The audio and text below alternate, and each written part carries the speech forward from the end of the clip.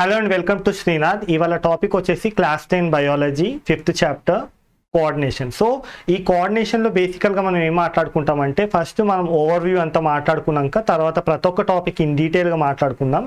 And third one వచ్చేసి summarise చేద్దాం అనమాట ఓకే చాప్టర్ని. అండ్ దీంట్లో బేసికల్గా మనం ఫస్ట్ వచ్చేసి ఎందుకు మనకు బాడీలో కోఆర్డినేషన్ అనేది చాలా అవసరం అంటే ఇప్పుడు ఈ పెన్నును పట్టుకున్నాను నేను. ఈ పెన్నును పట్టుకోవాలంటే నేను జనరల్గా దీన్ని చూడాలి అండ్ ఆల్సో దీన్ని చేత్తో పట్టుకోవాలి. So this kind of coordination is called as. ఇది జనరల్గా ఎట్లా పాసిబుల్ అవుతుందంటే మనకు నర్వస్ సిస్టమ్ ద్వారా పాసిబుల్ అవుతుంది అనమాట. సో ఏదైనా ఒక ఆబ్జెక్ట్ని చూడాలనుకున్నా దాన్ని చూసినప్పుడు మనకు దాన్ని పట్టుకోవాలనిపించినప్పుడు ఈ పట్టుకునే దానికి జనరల్గా మన కోఆర్డినేషన్ వచ్చేసి నర్వస్ సిస్టమ్ ద్వారా జరుగుతుంది అనమాట. సో దీని తర్వాత మనకు జనరల్గా ఇక్కడ మనం యాక్టివిటీస్లో కూడా జనరల్గా మనకు ఎవరన్నా ఏదైనా వచ్చి ఇచ్చి పట్టుకోమన్నప్పుడు జనరల్గా we can hold it. So whatever it is there we can hold it basically.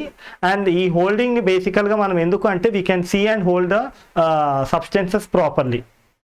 Okay, coming to the generally the nervous coordination ఏంటంటే జనరల్గా చాలా ఇనీషియల్ డేస్లో సైంటిస్ట్ ఏమనుకున్నారంటే జనరల్గా 2 రకాల నర్వస్ ఉంటాయి. అంటే వాళ్ళు కొన్ని రకాల ఎక్స్పెరిమెంట్ కండక్ట్ చేసి దాంట్లో ఏంటంటే బేసికల్గా మనకు సెన్సరీ నర్వ్స్ అంటే nerves which are taking the stimuli and the action nerves which are nothing but the afferent nerves. అంటే ఏంది మనకు ఒక సెట్ ఆఫ్ నర్వ్స్ ఏమో ఇన్ఫర్మేషన్ తీసుకోవడానికి ఎక్స్టర్నల్ స్టిమ్యులై ఇన్ఫర్మేషన్ తీసుకోవడానికి ఒక సెట్ ఆఫ్ నర్వ్స్ ఉంటాయి అండ్ యాక్షన్ పర్ఫామ్ చేయడానికి ఒక సెట్ ఆఫ్ నర్వ్స్ ఉంటాయి అనమాట. So it's about the nerve coordination is basically because of the sensation nerves and also those of the action nerves. Okay,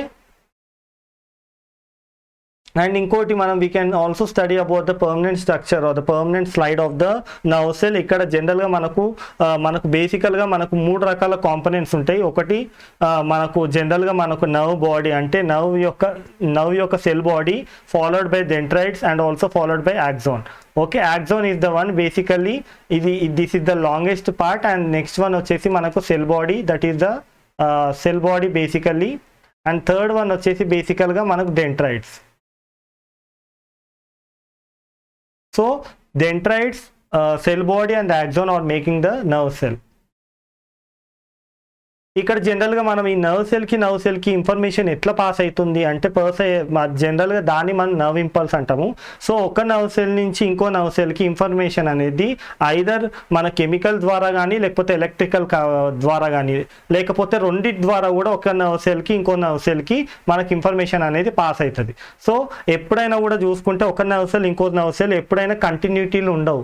so there will be a gap between the 2 nerve cells. దీనివల్ల ఏంటంటే జనరల్గా electrical charges కానీ లేకపోతే chemical coordination అనేది జనరల్గా 2 nerve cells మధ్యలో మనకు involve అయి ఉంటుంది అనమాట. So basically there is chemical coordination or the electrical coordination which is taking place between the nerve cells. సో ఇక్కడ ఏంది జనరల్గా మనకు పాత్వే ఏంది మనకు స్టిమ్యులస్ టు రెస్పాన్స్ అంటే ఏంది జనరల్గా we are studying the pathway in such a way that the first stimulus తర్వాత మనకు ఆ తర్వాత దాని ప్రాసెస్ అయినాక ఫర్దర్గా మనకు రెస్పాన్స్ వస్తుంది అనమాట. సో జనరల్గా మనకు పాత్వే అనేది it always start with the external stimuli. ఎక్కడైతే మనకు టచ్ చేస్తామో ఆ టచ్ చేయడం వల్ల వచ్చే స్టిమ్యులై వచ్చి బాడీలోకి వచ్చి ప్రాసెసింగ్ అయ్యి ఫైనల్గా రెస్పాన్స్ రూపంలో బయటికి వెళ్తుంది అనమాట. సో బేసికల్ ఇక్కడ ఏంది afferent nerve are the sensory nerves, ఇది ఒక సెట్ ఆఫ్ ఎలిమెంట్. దీని తర్వాత ఏంది బేసికల్గా దీని తర్వాత మనం చూసేది efferent nerves are nothing but the motor nerves. And ఫైనల్గా వచ్చేసి మనకు అసోసియేషన్ నర్వ్స్ అంటే ఇవి జనరల్గా మనకు ఇఫరెంట్ అంటే స్టిమ్యులేషన్ తీసుకుంటే ఎఫరెంట్ నర్వ్స్ అండ్ ఆల్సో బయటకు వచ్చే నర్వ్స్ ఏమో ఇఫరెంట్ నర్వ్స్. సో ఈ రెండింటి నర్వ్స్ మధ్యలో ఉండే కోఆర్డినేషన్ బేసికల్గా అసోసియేషన్ నర్వ్స్ అంటాం. సో జనరల్గా మనకి ఎప్పుడైనా ఏ నర్వ్స్ చదువుకోవాలనుకుంటే ఫస్ట్ ఎక్స్టర్నల్ స్టిమ్యులై నుంచి స్టార్ట్ అయ్యి ఆ ఇన్ఫర్మేషన్ అనేది సెంటర్కి రీచ్ అయ్యి ఆ సెంటర్ నుంచి మళ్ళీ ఆ ఎఫెక్టార్ మజిల్కి రీచ్ అవుతుంది అనమాట. సో ఈ ఫస్ట్ ఫ్లో ఏంటంటే మనకు సెన్సరీ నర్వ్స్ ద్వారా జరుగుతుంది and this is an efferent neurons. ఆ సెంటర్ నుంచి మనకి సిగ్నల్ అనేది ఎఫెక్టార్ మజిల్కి రీచ్ అయినప్పుడు ఆ సిగ్నల్ అనేది బేసికల్గా ఇఫరెంట్ నర్వ్స్ అంటాం. సో ఈ సెకండ్ లెవెల్ ఆఫ్ దాన్ని బేసికల్గా మనము ఇఫరెంట్ నర్వ్స్ ద్వారా అంటే ఈతోని స్టార్ట్ అవుతుంది అనమాట ఈ సెట్ ఆఫ్ నర్వ్స్. సో జనరల్గా ఈ మొత్తం సర్కిల్లో మనకు ఎఫరెంట్ నర్వ్స్ ఉంటాయి, సెన్సరీ నర్వ్స్, ఇఫరెంట్ నర్వ్స్ ఉంటాయి, యాక్షన్ నర్వ్స్. సో ఇదంతా కాకుండా మనకు అసోసియేటివ్ నర్వ్స్ ఏంటంటే ఇవి బేసికల్గా కంప్లీట్గా అన్ని అంటే బేసికల్గా efferent, efferent and also spinal and brain and spinal card efferent and efferent ఈ మొత్తం మధ్యలో మిక్సప్ అయ్యి కంప్లీట్గా ఒక బైపాస్ సర్క్యూట్ ఫామ్ చేసేది ఏంటంటే బేసికల్ association nerves. So association nerves అంటే ఏంటంటే అవి అక్కడ ఎఫరెంట్ నర్వ్స్, ఇక్కడ ఇఫరెంట్ నర్వ్స్. ఇవన్నీ జనరల్గా మనకు బ్రెయిన్ నుంచి వచ్చే స్పైనల్ కార్డ్ నుంచి వచ్చే సిగ్నల్, ఇక్కడ ఎఫరెంట్ నర్వ్స్, ఇఫరెంట్ నర్వ్స్ ఈ మధ్యలో అన్నిటి మధ్యలో కోఆర్డినేషన్ చూపించేది అసోసియేషన్ నర్వ్స్ అన్నమాట. సో ఇక్కడ జనరల్గా మనం రిఫ్లెక్స్ ఆర్క్ గురించి చదువుకోవాలి సెకండ్ టాపిక్లో. ఇక్కడ ఏంటంటే జనరల్గా మనకు కొన్ని ప్రాసెస్లో మనకు బ్రెయిన్ ఇన్వాల్వ్మెంట్ అవసరం ఉండదు. అంటే కొన్ని ప్రాసెస్లో మనకు ఆ ప్రాసెసింగ్ అనేది బ్రెయిన్ వరకు వచ్చి పని చేయాలనుకుంటే కొంచెం టైం పడుతుంది కనుక అట్లా కాకుండా మనకు షార్ట్ కట్ వేలో మనకు ఇన్స్టెంట్ రియాక్షన్ కావాలన్నప్పుడు, ఇన్స్టెంట్ రెస్పాన్స్ కావాలన్నప్పుడు స్టిమ్యులై వచ్చినప్పుడు అది ఏ విధంగా జరుగుతుందంటే అది బ్రెయిన్కి రీచ్ కాకుండా అది ఓన్లీ స్పైనల్ కార్డ్ వరకు వెళ్ళి అక్కడ ప్రాసెసింగ్ అయ్యి మనకు రెస్పాన్స్ అనేది వస్తుంది. సో ఇక్కడ మనం డయాగ్రామ్లో ఏం చూస్తున్నాము, మనకు జనరల్గా మనకు ఎఫరెంట్ నర్వ్స్ అనేది they are going to the spinal cord and spinal cord నుంచి మనకి ఇఫరెంట్ నర్వ్స్ వస్తున్నాయి. సో ఎప్పుడైతే మనం ఒక ఏదన్నా ఒక కాలికి దెబ్బ తాకడం కానీ కాళ్ళు దేని మీద పెడితే ఏమవుతుంది, మనకు సిగ్నల్ అనేది సెన్సరీ నర్వ్స్ ద్వారా మనకు స్పైనల్ కార్డ్కి వెళ్తుంది. ఆ స్పైనల్ కార్డ్లో మనకు ప్రాసెసింగ్ సెంటర్లో ఇంటర్ న్యూరాన్స్ ఉంటాయి. ఈ ఇంటర్ న్యూరాన్స్ నుంచి మనకి ఇన్ఫర్మేషన్స్ జనరల్గా మనకు యాక్షన్ న్యూరాన్స్ కానీ లేకపోతే మనకు ఫైనల్గా ఏం చెప్పాము ఇఫరెంట్ న్యూరాన్స్ ద్వారా ఆ ఇన్ఫర్మేషన్ అనేది కాళ్ళకు అందడం వల్ల అక్కడ మనం ఆ వస్తువు నుంచి కానీ మనం కాలు బయటికి తీసేస్తాం. ఫర్ ఎగ్జాంపుల్ దీనికి ఇంకోటి కూడా చెప్పొచ్చు, మనం ఏదైనా అడ్డం వస్తే పక్కకు జరిగిపోవడం కానీ లేకపోతే వేడి ఏదైనా పట్టుకుంటే ఇన్స్టెంట్గా వదిలేయడం కానీ పక్కకు పెట్టేయడం కానీ ఎట్లా జరుగుతుందంటే అది because of reflex arc. So ఇక్కడ రిఫ్లెక్స్ ఆర్క్ అంటే ఏంటంటే జనరల్గా మనకు బ్రెయిన్ వరకు ఇంపల్స్ కానీ సిగ్నల్ కానీ రీచ్ కాకుండా క్విక్ వేగా మనకు ప్రాసెసింగ్ జరగాలన్నప్పుడు మనకు ఎఫరెంట్ న్యూరాన్స్, ఇఫరెంట్ న్యూరాన్స్ జనరల్గా they will form a network with in the spinal cord. So ఈ స్పైనల్ కార్డ్లో జనరల్గా మన నెట్వర్క్ అనేది ఏర్పడుతుంది. దీంట్లో బేసికల్గా మనకు సెన్సరీ ఆర్గన్స్ అండ్ ఆల్సో మనకు బేసికల్గా మనకు ఎఫెక్ట్ ఆన్ న్యూరాన్స్ ఏవైతున్నాయో ఇవన్నీ కోఆర్డినేషన్లో with the spinal cord they will perform a coordination function which is nothing but the reflex arc. So reflex ఆర్క్లో జనరల్గా ఏంటంటే మనకు స్పైనల్ కార్డ్తో సంబంధం అనమాట. సో ఈ స్పైనల్ కార్డ్తో సంబంధం ఉన్నప్పుడు జనరల్గా మనకి ఇక్కడ జనరల్గా మనకు ఈ ప్రాసెస్లో మనకు ఇన్వాలంటరీ మూమెంట్ అంటే మనకు సంబంధం లేకుండా కొన్ని లైఫ్ ప్రాసెస్లో ఇన్వాలంటరీ మూమెంట్స్ ఉంటాయి. ఆ ఇన్వాలంటరీ మూమెంట్స్ కానీ లేకపోతే మనకు ఎక్స్టర్నల్ స్టిమ్యులై కానీ అంటే జనరల్గా మనకు సడన్ స్టిమ్యులై ఉన్నప్పుడు సడన్ రెస్పాన్స్ ఉండాలి యాజ్ వెల్ యాజ్ మనకు ఇన్వాలంటరీ మూమెంట్కి జనరల్గా రిఫ్లెక్స్ ఆర్క్ అనేది యూస్ఫుల్ అవుతుంది అనమాట. So generally reflex arc is the one basically it is involved in the process where there is a requirement for the instant response and there is no involvement of the brain and also there is in certain cases of involuntary movements. So మనకు next topic వచ్చేసి central nervous system. ఈ central nervous సిస్టంలో బేసికల్గా మనం brain గురించి నేర్చుకుందాం. ఈ బ్రెయిన్లో జనరల్గా మనకు కంప్లీట్ బ్రెయిన్ని మనం 3 డివిజన్స్లో చూసుకోవచ్చు. సో బేసికల్గా మనకి ఏంది బ్రెయిన్లో మనకు 4 బ్రెయిన్ ఉంటుంది. 4 బ్రెయిన్ తర్వాత మనకు మిడ్ బ్రెయిన్ తర్వాత ఫైనల్గా it will be like hind brain. Okay, ఈ 4 brain, mid brain, hind brain అంటే జనరల్గా బ్రెయిన్ని మనం మూడు డివిజన్స్ లా చేసుకోవచ్చు based on its physiological function. ఇంకోటి బ్రెయిన్ ఏంటంటే మనకు హార్డ్ స్కల్ ఏదైతుందో హార్డ్ స్కల్లో it will be covered with 3 layers of membrane. So 3 layers of membranes are the one which is basically covering the brain and this brain is enclosed within a hard skull. So ఇది ఎందుకు అంటే జనరల్గా మన shocks కానీ jerks నుంచి మన బ్రెయిన్ని కాపాడడానికి అనమాట. సో మనకు ఈ పర్టికులర్ మెంబ్రెయిన్ అంటే జనరల్గా ఈ బ్రెయిన్ అనేది జనరల్గా మనకు మెంబ్రెయిన్ ద్వారా అంటే 3 మెంబ్రెయిన్ ద్వారా మనకి ఇది కవర్ అయి ఉంటుంది అనమాట. సో జనరల్గా మన బ్రెయిన్ గురించి చూసుకుంటే ఏంటంటే మామూలుగా మనకు జనరల్గా బ్రెయిన్ మీద మనకు 3 లేయర్స్ ఆఫ్ మెంబ్రెయిన్స్ ఉంటుంది. ఈ 3 లేయర్స్ ఆఫ్ మెంబ్రెయిన్స్ ఓన్లీ బ్రెయిన్నే కాకుండా they will even cover the spinal cord. So spinal cord and the brain is covered with the membranes which is basically the spinal card in the brain is the one which is basically covered with the membrane. So ఇక్కడ ఏంటంటే జనరల్గా మనకు fluid ఏదైతే ఉందో మనకు జనరల్గా మనకు cerebro spinal fluid అనేది ఉంటుంది. సెరిబ్రో స్పైనల్ ఫ్లూయిడ్ అనేది బేసికల్గా it is involved in the it's basically involved in the process where మనకు జనరల్గా మనకు షాక్స్ కానీ ఇన్ఫెక్షన్స్ నుంచి కానీ బ్రెయిన్ని కానీ స్పైనల్ కార్డ్ని కాపాడేది ఇదే అనమాట. సో పైన మనకు స్కల్ అనేది ఉంటుంది, క్రేనియం అంటాము. ఆ క్రేనియం కింద మనకు బ్రెయిన్ మీద జనరల్గా 3 లేయర్స్ ఆఫ్ మెంబ్రెయిన్స్ ఉంటాయి. ఈ 3 లేయర్స్ ఆఫ్ మెంబ్రెయిన్స్ ఈవెన్ బ్రెయిన్తో పాటు స్పైనల్ కార్డ్ని కూడా కవర్ చేస్తుంది. మనకు జనరల్గా ఇక్కడ చూసుకుంటే మనకు బ్రెయిన్తో సహా మనకు మెంబ్రెయిన్ ఏదైతుందో ఈ 3 లేయర్స్ ఆఫ్ బ్రెయినే కాకుండా it even covers the spinal cord. So కంప్లీట్గా brain and the spinal cord is covered by these 3 membranes. ఇదే కాకుండా మనకు లోపల మనకు ఒక లిక్విడ్ ఉంటుంది, అది సెరిబ్రో స్పైనల్ ఫ్లూయిడ్ అంటాము. ఈ ఫ్లూయిడ్ జనరల్గా మనకు బ్రెయిన్ అండ్ స్పైనల్ కార్డ్ని కంప్లీట్గా కవర్ చేసుకుంటూ రొటేట్ అవుతూ ఉంటుంది అనమాట. So it's about the cerebro spinal fluid which is covering the brain and the spinal cord. So బేసికల్గా మనకు బ్రెయిన్ అనేది జనరల్గా 3 సెగ్మెంట్స్లో డివైడ్ చేసుకోవచ్చు. ఫస్ట్ వన్ వచ్చేసి four brain, mid brain and hind brain. So different functions will be involve the different kind of activity. So different parts of the brain will be involving different kind of activities and the functions. Okay, next వచ్చేసి మనం spinal cord గురించి మాట్లాడుకున్నాం. జనరల్గా మనం initial డేస్లో spinal cord గురించి ఏమనుకున్నారంటే జనరల్గా it's a trunk road or it's a main road between the brain and the other parts of the body అనుకున్నారు. కానీ later on they came to know that the brain it's not only the link between the brain and other parts, it's also place a major vital road.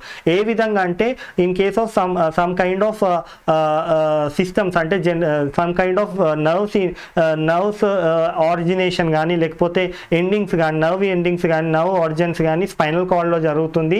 And also బేసికల్గా మనకు ఈ spinal cord అనేది మనకు it will start from the hind brain అంటే 3rd segment of the brain నుంచి మనకు ఈ spinal cord start అయ్యి it will be passing to the system that is the general it will be passing to the behind the stomach and finally it will end at the lower part of the body. So జనరల్గా మనకు ఇది only it's not even serving as an trunk or the trunk road for the communication. అదే కాకుండా మనకు మిగతాగా non voluntary movements కానీ other kind of nervous systems ఏవైతున్నాయో that mainly deal with the spinal cord as a important organ. So జనరల్గా ఇక్కడ ఏంది మనకు పెరిఫరల్ నర్వస్ సిస్టమ్ ఏదైతుందో ఈ పెరిఫరల్ నర్వస్ సిస్టమ్ జనరల్గా మనకు పెరిఫరల్ నర్వస్ సిస్టమ్ ఏదైతుందో ఈ పెరిఫరల్ నర్వస్ సిస్టంలో జనరల్గా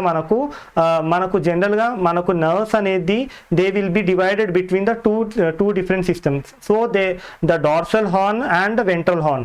so dorsal horn and the ventral horn is the one బేసికల్గా మనకు జనరల్గా మనకు నర్వ్స్ ఏవైతున్నాయో they will B enter in to the spinal cord and finally they will undergo processing and the nerves will originate from the spinal cord and finally they will perform the function. So peripheral nervous system ఏంటంటే జనరల్గా మనకు ఇక్కడ చదువుకునేటప్పుడు ఏంటంటే మనకు బేసికల్గా we will be studying about the transverse section of the spinal cord where there is a dorsal horn and the ventral horn and there is an inlet of neurons and outlet of the neurons will be involved in the processing of the segment. So జనరల్గా మనం ఈ మొత్తాన్ని మనము peripheral nervous system అంటాం. So జనరల్గా next వచ్చేసి ఏంది autonomous nervous system.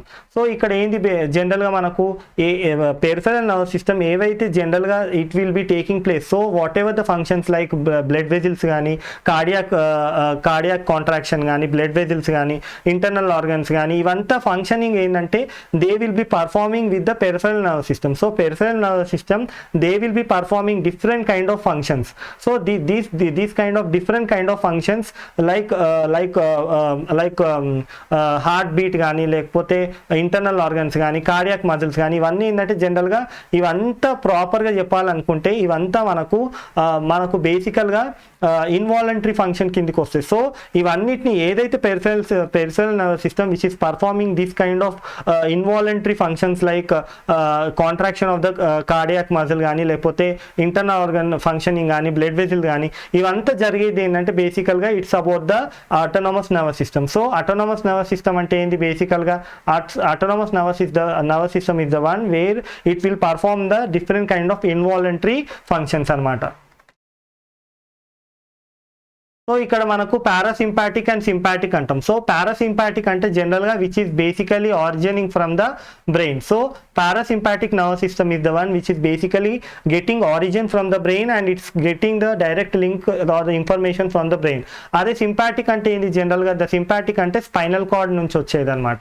So spinal cord నుంచి వచ్చే నర్వ్స్ ఏవైతున్నాయో ఆ స్పైనల్ కార్డ్ నుంచి ఆరిజిన్ అయ్యే నర్వ్స్ని మనము సింపాటిక్ అంటాం. వేరస్ పారాసింపాటిక్ అంటే జనరల్గా బ్రెయిన్ నుంచి, brain or the lower part of the brain, that is the hind brain నుంచి వచ్చే నర్వ్ సిస్టమ్స్ ఏవైతున్నాయో. సో క్రేనియం అనేది బేసికల్గా మనకు కంప్లీట్గా ఒక packed bony skull kind of structure అనమాట. సో ఈ బ్రెయిన్లో ఏదైతుందో బ్రెయిన్ లోవర్ పార్ట్లో మనకు ఓపెనింగ్ ఉంటుంది. ఎక్కడైతే స్పైనల్ కార్డ్ మనకు కిందికి వస్తుందో ఆ స్పైనల్ కార్డ్ నుంచి ఓపెనింగ్ ఉంటుంది కనుక అక్కడ నుంచి మన న్యూరాన్స్ అనేది ఏవైతున్నాయో ఆ న్యూరాన్స్ అనేది గ్యాంగ్లియా రూపంలో, అంటే ఈ న్యూరాన్స్ని మనం న్యూరాన్ గ్యాంగ్లియా అంటాం.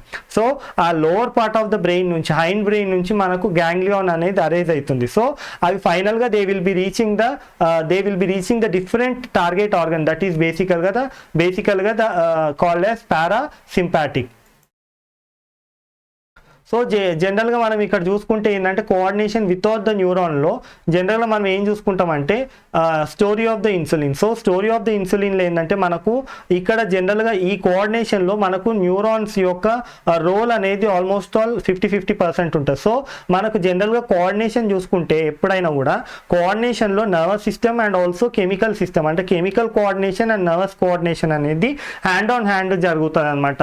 అంటే డిఫరెంట్ రేషియోలో జరుగుతుంది. సో ఒకటి ఎక్స్క్లూజివ్గా జరిగి ఇంకోటి జరగకుండా ఉండదు. So everything will be exclusively performed and exclusively done. So బేసికల్గా coordination is the one where sometimes the coordination will be taking place without the nervous system. So this kind of coordination is the one where basically the story of insulin అనేది మనకు start అవుతుంది. So ఈ insulin అనేది బేసికల్గా మనకు ఇది chemical coordination కిందికి వస్తుంది rather than the nervous coordination. So ఇక్కడ chemistry of neurons or chemistry of ఇన్సులిన్లో బేసికల్గా మనకు ఇన్సులిన్ అనే హార్మోన్ మనకు బ్లడ్ లెవెల్స్లో ఉన్న షుగర్స్ లెవెల్ జనరల్గా it will be fluctuating and the secretion of the neurons will be secretion of the insulin will be taking place. So ఇక్కడ ఏంటంటే ఇన్ స్టోరీ ఆఫ్ ఇన్సులిన్లో బేసికల్గా we will be seeing that when there is increase in the fluctuation of the blood glucose levels will be acting as an external stimuli for the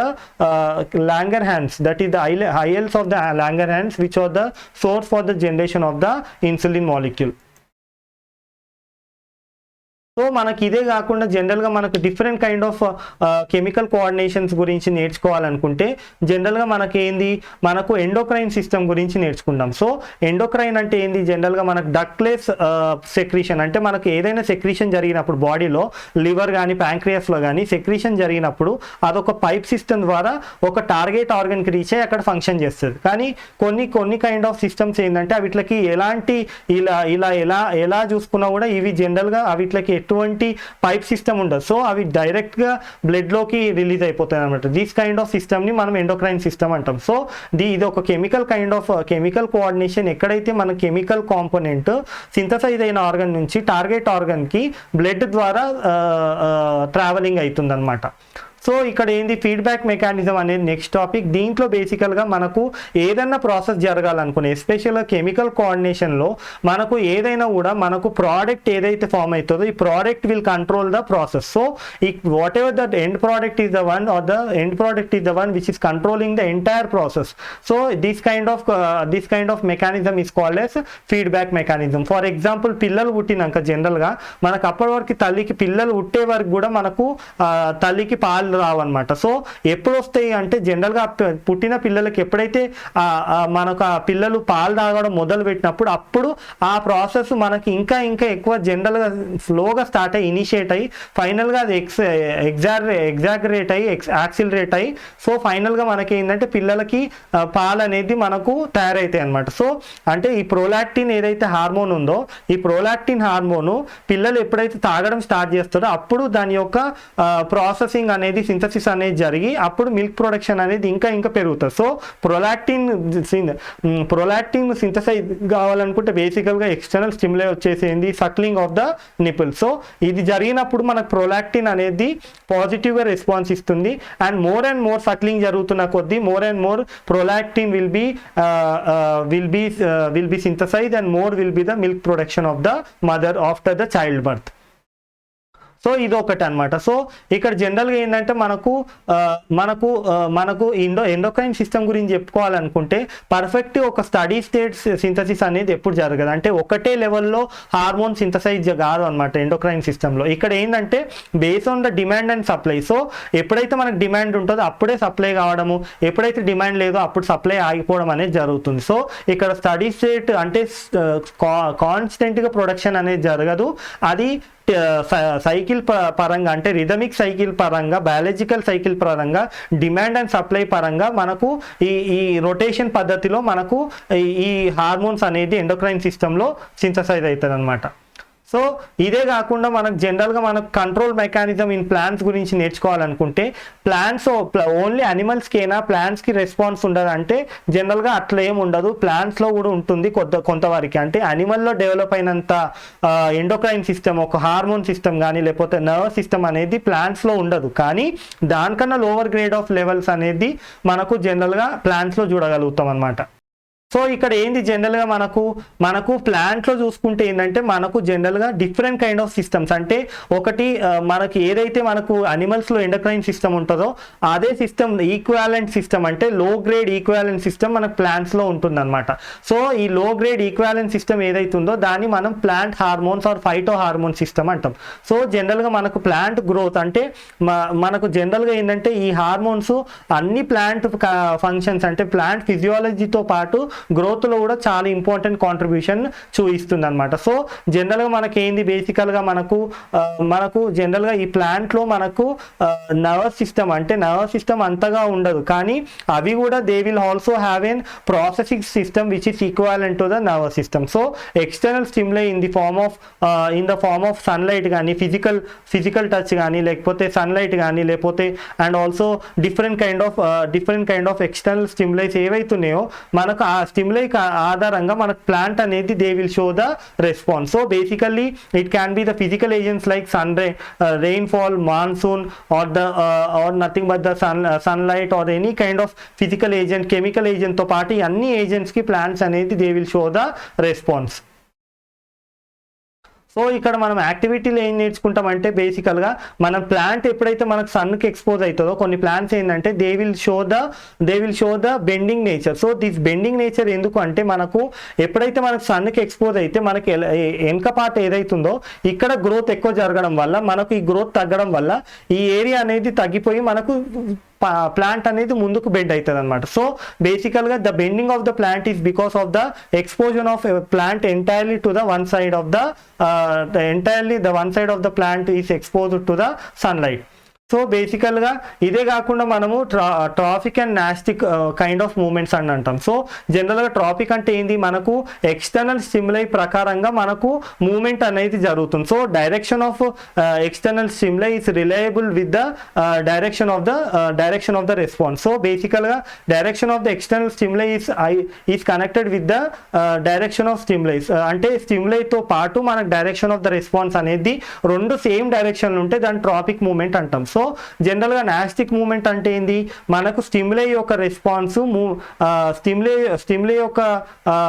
stimuli యొక్క direction response యొక్క direction మనకు ఇర్రెగ్యులర్గా ఉంటే దాన్ని nastic moment అంటాం. So ఇక్కడ ఏం అనుకోవచ్చు మనము ట్రాఫిక్ రెస్పాన్స్ అంటే జనరల్గా మనకు direction of the external response and direction of the external stimuli ఈ రెండు డైరెక్షన్స్ ఒకటే రూపంలో ఉంటే ఒకటే సైడ్ ఉంటే దాన్ని ట్రాఫిక్ మూమెంట్ అంటాం. అదే మనకు జనరల్గా నాస్టిక్ మూమెంట్ అంటే ఏంది మనకు direction of the external stimuli and also direction of the movement అనేది ఇర్రెగ్యులర్ ఉంటే దాన్ని నాస్టిక్ మూమెంట్ అంటాం. సో జనరల్గా మనకు ఇది ఎన్నో రకాలు ఉంటుంది అనమాట. సో అది లైట్తో సంబంధించింది అయితే ఫోటోట్రాఫిజం అంటాము, లైట్ సంబంధించింది అయితే. అదే మనకు ఎర్త్ అంటే గ్రావిటేషనల్ ఫోర్స్తో సంబంధం ఉంటే దాన్ని జనరల్గా జియోట్రాఫిజం అంటాము. ఇదే కాకుండా మనకి ఎన్ నెంబర్ ఆఫ్ మనకు ట్రాఫిజమ్స్ ఉంటాయి. సో ఫోటో పీరియాడిజం అంటే ఏంది, plant response of the plant in response of the plant in presence of light in case of flowering అనమాట. సో జనరల్గా ఫోటోట్రాఫిజం జియోట్రాఫిజం ఏంటంటే జనరల్గా they are the external stimuli is the light and the gravitational force respectively, whereas the response will be basically it can be bending of the plant or it can be the growth of the root. So generally manaku light and the gravitational force are acting as external stimuli and the response of the plant may be the growth of the plant or the bending of the plant. So overall this is the overview of the chapter, and this is the overview of the chapter basically where we discuss each and every topic in detail, and now we will be discussing the each and topic in detail so that we can understand better. So ఇప్పుడు topic wise మనం ప్రతి ఒక్కటి in డీటెయిల్గా మాట్లాడుకుందాం, in డీటెయిల్గా discuss చేసుకుందాం. So ఇంట్రడక్షన్లో ఏం మాట్లాడుకుంటామంటే జనరల్గా మనకు ఒక మనిషి బతకాలనుకుంటే ఎక్స్టర్నల్ స్టిమ్యులైకి రెస్పాన్స్ ఇవ్వాల్సిందే. సో ఏదైనా ట్రక్ మన మీదకి వచ్చినప్పుడు కానీ, దీన్ని మనం పట్టుకోవాలనుకున్నప్పుడు, దీన్ని చూడాలనుకున్నప్పుడు, ఇది లేవట్టాలనుకున్నప్పుడు, ఏది చూడాలనుకున్నా కూడా బేసికల్గా మనకు కోఆర్డినేషన్ సిస్టమ్ అనేది ఉండాలి. ఈ కోఆర్డినేషన్ సిస్టంలో బేసికల్గా మనం మాట్లాడుకునేది నర్వస్ సిస్టమ్. సో జనరల్గా మనము ఏదైనా పని చేయాలనుకున్నా, నించోవాలన్నా, నడవాలన్నా, ప్రాపర్గా మనం బ్యాలెన్స్గా నించోవాలనుకున్నా, మాట్లాడాలనుకున్నా, ఎవరన్నా చెప్తే ఇని దానికి రెస్పాన్స్ ఇవ్వాలనుకున్నా, ఎవరన్నా చూడాలనుకున్నా, ఏదైనా డేంజర్ వస్తే అక్కడ నుంచి వెళ్ళిపోవాలనుకున్నా, ఇవన్నీ జరిగేది బేసికల్గా ఇవంతా మనము this is nothing but the coordination process. So coordination ప్రాసెస్లో ఏంటంటే జనరల్గా మనము ఒక సంఘటనకి ఒక దానికి మనము రెస్పాన్స్ ఇవ్వడాన్ని మనం కోఆర్డినేషన్ అంటాం. సో బేసికల్గా కోఆర్డినేషన్ అంటే ఏంది, coordination is the process where the animal is showing the response to a external stimuli. So ఒక ఎక్స్టర్నల్ స్టిమ్యులై అంటే ఏ విధంగానే ఒక జంతువు రూపంలో, ఒక ట్రక్ రూపంలో కానీ, లేకపోతే ఏదైనా మనకు మీదికి వస్తున్నప్పుడు దాన్ని చూసి పక్క జరిగిపోవడము, ఇదంతా ఎట్లా జరుగుతుందంటే ఇది ఒక స్కెలిటన్ సిస్టమో లేకపోతే ఒక నర్వస్ సిస్టమ్ వల్లనే కాదు. అన్ని సిస్టమ్స్ మనకు కోఆర్డినేట్ అయినప్పుడే ఆ స్టిమ్యులైకి మన బాడీ రెస్పాన్స్ అయినప్పుడు దెన్ అది ఈ విధంగా రెస్పాన్స్ చూపిస్తుంది అనమాట. సో స్టిమ్యులై వచ్చినప్పుడు ఆ స్టిమ్యులైకి అలా అనుకూలంగా మనకి ఎన్ నెంబర్ ఆఫ్ సిస్టమ్స్ అంటే nervous system, brain, spinal cord and also మన స్కెలిటన్ సిస్టమ్, మస్కులర్ సిస్టమ్, ఇవన్నీ ఫ్రాక్షన్ ఆఫ్ సెకండ్స్లో మనకు ఆ స్టిమ్యులైని తీసుకొని ప్రాసెసింగ్ చేసి రెస్పాన్స్ బయటికి ఇచ్చేస్తాయి అనమాట. So this entire process is nothing but the coordination process which is very important for the organism to survive. So మనకు జనరల్గా ఒక ఆర్గానిజం ఏదైనా ఒక ఆర్గానిజం తీసుకుంటే ఆ ఆర్గానిజం సర్వైవ్ చేయాలనుకుంటే, అంటే బతకాలనుకుంటే బేసికల్గా మనకు ఒక ఆర్గానిజం సర్వైవ్ కావాలనుకుంటే, ఒక ఆర్గానిజం బతకాలనుకుంటే బేసికల్గా అది ఏంటంటే జనరల్గా ఒక స్టిమ్యులై తీసుకున్నప్పుడు ఆ స్టిమ్యులైకి రెస్పాన్స్ ఇవ్వడం. సో అంటే ఏదైనా ఒక స్టిమ్యులై వస్తే జనరల్గా మనకు ఆ ఆర్గానిజంకి ఒక స్టిమ్యులైకి ఎక్స్పోజ్ అయితే ఆ స్టిమ్యులైని ఆ ఆర్గానిజం ప్రాసెసింగ్ చేసి ఫైనల్గా ఆ రెస్పాన్స్ ఇవ్వడాన్ని బేసికల్గా ఆ యొక్క ఆర్గానిజం యొక్క సర్వైవల్ మోడ్ అనేది డిపెండ్ అయి ఉంటుంది. సో జనరల్గా ఆర్గానిజం యొక్క సర్వైవల్ మోడ్ ఏ విధంగా డిపెండ్ అయి ఉంటుంది, ఆ ఎక్స్టర్నల్ స్టిమ్యులై తీసుకొని ఆ ఎక్స్టర్నల్ స్టిమ్యులైని ప్రాసెసింగ్ చేసుకొని దాని రెస్పాన్స్ రూపంలో బయటికి చూపించినప్పుడే దాని యొక్క స్టేటస్ ఆఫ్ సర్వైవల్ అనేది డిపెండ్ అయి ఉంటుంది అనమాట, దాని మీద ఆధారపడి ఉంటుంది. సో జనరల్గా మన సర్వైవల్ ఆఫ్ ద ఆర్గానిజం దేని మీద డిపెండ్ అయి ఉంటుంది అని చెప్పినా it's depend upon the organism which is showing the response in according to the stimuli అనేది బయట నుంచి వచ్చే ఫ్యాక్టరు, రెస్పాన్స్ అనేది విత్ ఇన్ ద ఆర్గానిజంలో జనరేట్ అయ్యే ప్రాసెస్. సో స్టిమ్యులైకి రెస్పాన్స్ ఈ టాలీ అవ్వడం వల్లనే మన సర్వైవల్ ఆఫ్ ద ఆర్గానిజం అనేది ప్రాపర్గా మనము జరుగుతుంది అనమాట. So survival of the organism is depending upon the stimuli, the external stimuli which is taken by the organism and it is showing the response. So this is basically it's about the survival of the organism. So మనకు జనరల్గా మనకు దీని గురించి మనం ఏం నేర్చుకోవచ్చు అనుకుంటే, హిస్టరీలో మనం వెళ్తే one of the scientist called Galen ఈయన ఏం చేసిందంటే he has study the nervous pathway which is to be set to be the integrated pathway. So nervous coordination అనేది ఇట్స్ ఎన్ ఇంటిగ్రేటెడ్ పాత్వే. దీంట్లో ఈయన ఏం చేసిందంటే ఈయన ఏమనుకున్నాడంటే ఈస్ ఎ గ్రీక్ ఫిలాసఫర్. ఈయన ఏమనుకుంటే బేసికల్గా మనకు జనరల్గా బ్రెయిన్ ఏదైతుందో brain is centre for all the processing అనేది బలంగా నమ్మిండనమాట. దాని తర్వాత ఏమనుకున్నాడంటే జనరల్గా ఈయన ఎప్పుడైతే వార్లో నుంచి వచ్చిన ఎవరైతే ఆ సోల్జర్స్ ఉన్నారో వాళ్ళు ఏం కంప్లైంట్ చేస్తుండేనంటే, ఎవరైతే కింద పడి మనకు రథం నుంచి కింద పడిపోయి మెడకి దెబ్బ తాకిన వాళ్ళు ఏమంటుండేనంటే జనరల్గా మూమెంట్ ఆఫ్ ద హ్యాండ్ అనేది ప్రాపర్గా ఉంది, కానీ మనకు సెన్సేషన్ ఆఫ్ ద హ్యాండ్ అనేది ప్రాపర్గా లేదని అంటుండే అనమాట. సో ఈయన ఏమనుకుంటే అప్పటి వరకు అంత ప్రాసెసింగ్ అంతా మనకు బ్రెయిన్లోనే జరుగుతుంది, బ్రెయిన్లో తప్ప ఇంకెక్కడ జరగదని అనుకున్నాడు. కానీ ఎవరైతే సోల్జర్స్ యుద్ధం నుంచి బయటకు వచ్చిన వాళ్ళకి ఎవరైతే మెడకి బలంగా గాయం జరిగిన వాళ్ళు ఏం చెప్తుండేనంటే మనకు మూమెంట్ అనేది చూడగలుగుతున్నాము, మూమెంట్ అనేది చేయగలుగుతున్నాం, కానీ సెన్సేషన్ అనేది ప్రాపర్గా లేదు అని వాళ్ళు కంప్లైంట్ చేసిరు అనమాట. So he is the person who he's given the conclusion that they are two kind of sensation. One is two kind of nerve processing. ఒకటి ఏంటంటే జనరల్గా మనకు సెన్సేషన్ అంటే sensation nerves. So first one ఏంది sensation nerve, రెండోది వచ్చేసి మనకు బేసికల్గా ఇంకోటి ఏంది యాక్షన్ నర్వ్. సో ఈ పర్సన్ ఏం ప్రపోజ్ చేసిందంటే జనరల్గా ఈ విధంగా తెలుసుకున్నప్పుడు ఆయన ఏమనుకున్నాడంటే రెండు రకాల నర్వ్స్ ఉంటాయి, ఒకటి సెన్సేషన్ నర్వ్, ఇంకోటి యాక్షన్ నర్వ్. సెన్సేషన్ నర్వ్స్ అంటే ఏంది which are involved in taking the external stimuli. రెండోది వచ్చేసి యాక్షన్ నర్వ్ అంటే ఏంది బేసికల్గా which are showing the action, they are showing the response. So మనకు రెండు విధాలైన నర్వ్స్ ఉన్నాయి, ఒకటి సెన్సేషన్ నర్వ్, ఇంకోటి action nerve. Sensation nerve is the nerve which is taking the external stimuli and action nerve is the nerve which is basically showing the response.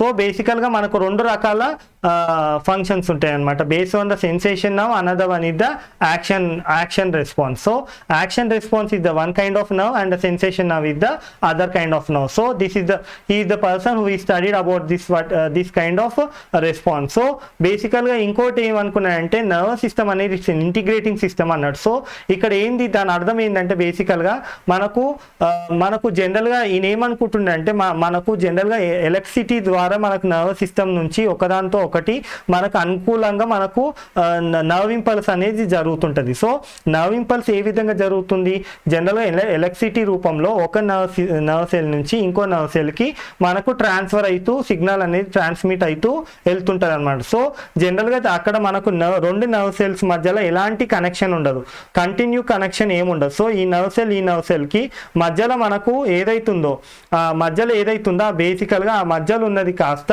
మనకు electric impulse ద్వారా electrical agent ద్వారా మనకు ఒక nerve cell నుంచి ఇంకో nerve సెల్కి మనకు response అనేది pass అవుతుంటుంది. సో బేసికల్గా మనకు if the person he said that the nerve coordination is an integrated system, means the nerve impulse which is coordinating with each other is a integrating system. So he is the person who is studying about his work is related with the electricity which is basically involved in making the connections or making the connections in between the nerve impulse. So whatever he is discussing is basically description of the participation of the nerve impulse or the electrical charges in the nerve impulse. So structure of nerve impulse structure of nerve cell గురించి నేర్చుకోవాలనుకుంటే ఎప్పుడైతే మనం permanent slide తీసుకొని మనము microscopy observation ద్వారా ఒక permanent slide చూస్తే ఏంటంటే జనరల్గా మనకు we can see the 3 different kind of body segments అనమాట. ఫస్ట్ వన్ వచ్చేసి సెల్ బాడీ అంటే ఏంటి, మనం ఏదైతే ఇక్కడ చూస్తున్నామో ఈ కంప్లీట్ స్ట్రక్చర్ని మనం సెల్ బాడీ అంటాం. So the cell body is the one which is making the body of the neuron. ఇదే కాకుండా మనకు డెండ్రైట్స్ ఉంటాయి. సో ఈ short kind of hair like structures ని మనము డెండ్రైట్స్ అంటాం. సో ఇదే కాకుండా మనం ఫైనల్గా ఏం మాట్లాడుకుంటామంటే అబౌట్ ద యాక్సాన్. సో బేసికల్గా యాక్సాన్ అంటే ఏంది, axon is the long filament. So long filament which is arising from the cell body is called as axon. So మనకు Nerve cell lo basically it is having the three different kind of parts. One is the cell body or the neuron body, which is basically it is the protoplasm consisting of all the cellular organelles of the neurons. రెండోది వచ్చేసి బేసికల్ గా axon, ఇది long thread like filament which is arising from the neuron is called as axon. And third one వచ్చేసి dendrites అంటే ఏంది, the short filament or the short extensions, hair like extensions which are arising from the neuron body is nothing but the dendrites. So basically dendrites and the cell body and the axon are the one which are making up the neurons. So ఇక్కడ జనరల్గా మనం ఇక్కడ ఏం discuss చేస్తుందంటే, ఎప్పుడైతే మనకు signal అనేది ఏ విధంగా వెళ్తుంది, సిగ్నల్ అనేది నర్వ్ ఇంపల్స్ అంటారు.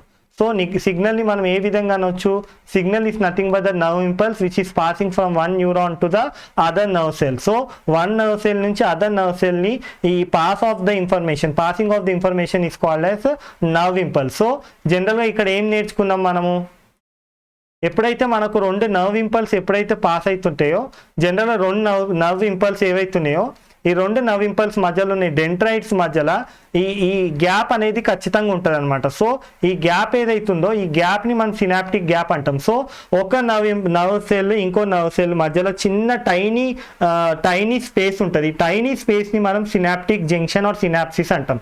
సో ఈ సినాప్సిస్ నుంచి ఏంటంటే జనరల్గా మనకు ఎప్పుడైనా కూడా ఏ సిగ్నల్ అయినా మనకు ఎలక్ట్రిక్ అంటే జనరల్గా మనకు నర్వ్ సెల్ గుండాగా మనకు ఎలక్ట్రికల్ సిగ్నల్ అనేది పాస్ అవుతుంది. కానీ ఎప్పుడైతే అవి డెండ్రైట్స్ కానీ లేకపోతే డెండ్రైట్స్ ఎండింగ్కి వచ్చినప్పుడు ఏం జరుగుతుందంటే ఆ ఇన్ఫర్మేషన్ నర్వ్ ఇంపల్స్ రూపంలో ఎలక్ట్రికల్ ఇంపల్స్ రూపంలో ట్రావెల్ అవుతున్న ఆ ఇన్ఫర్మేషన్ ఏదైతుందో ఇక్కడికి వచ్చేవారికి ఏం జరుగుతుంది, అక్కడికి వచ్చేవారికి మనకు అది జనరల్గా కెమికల్ సిగ్నల్ లాగా చేంజ్ అవుతుంది.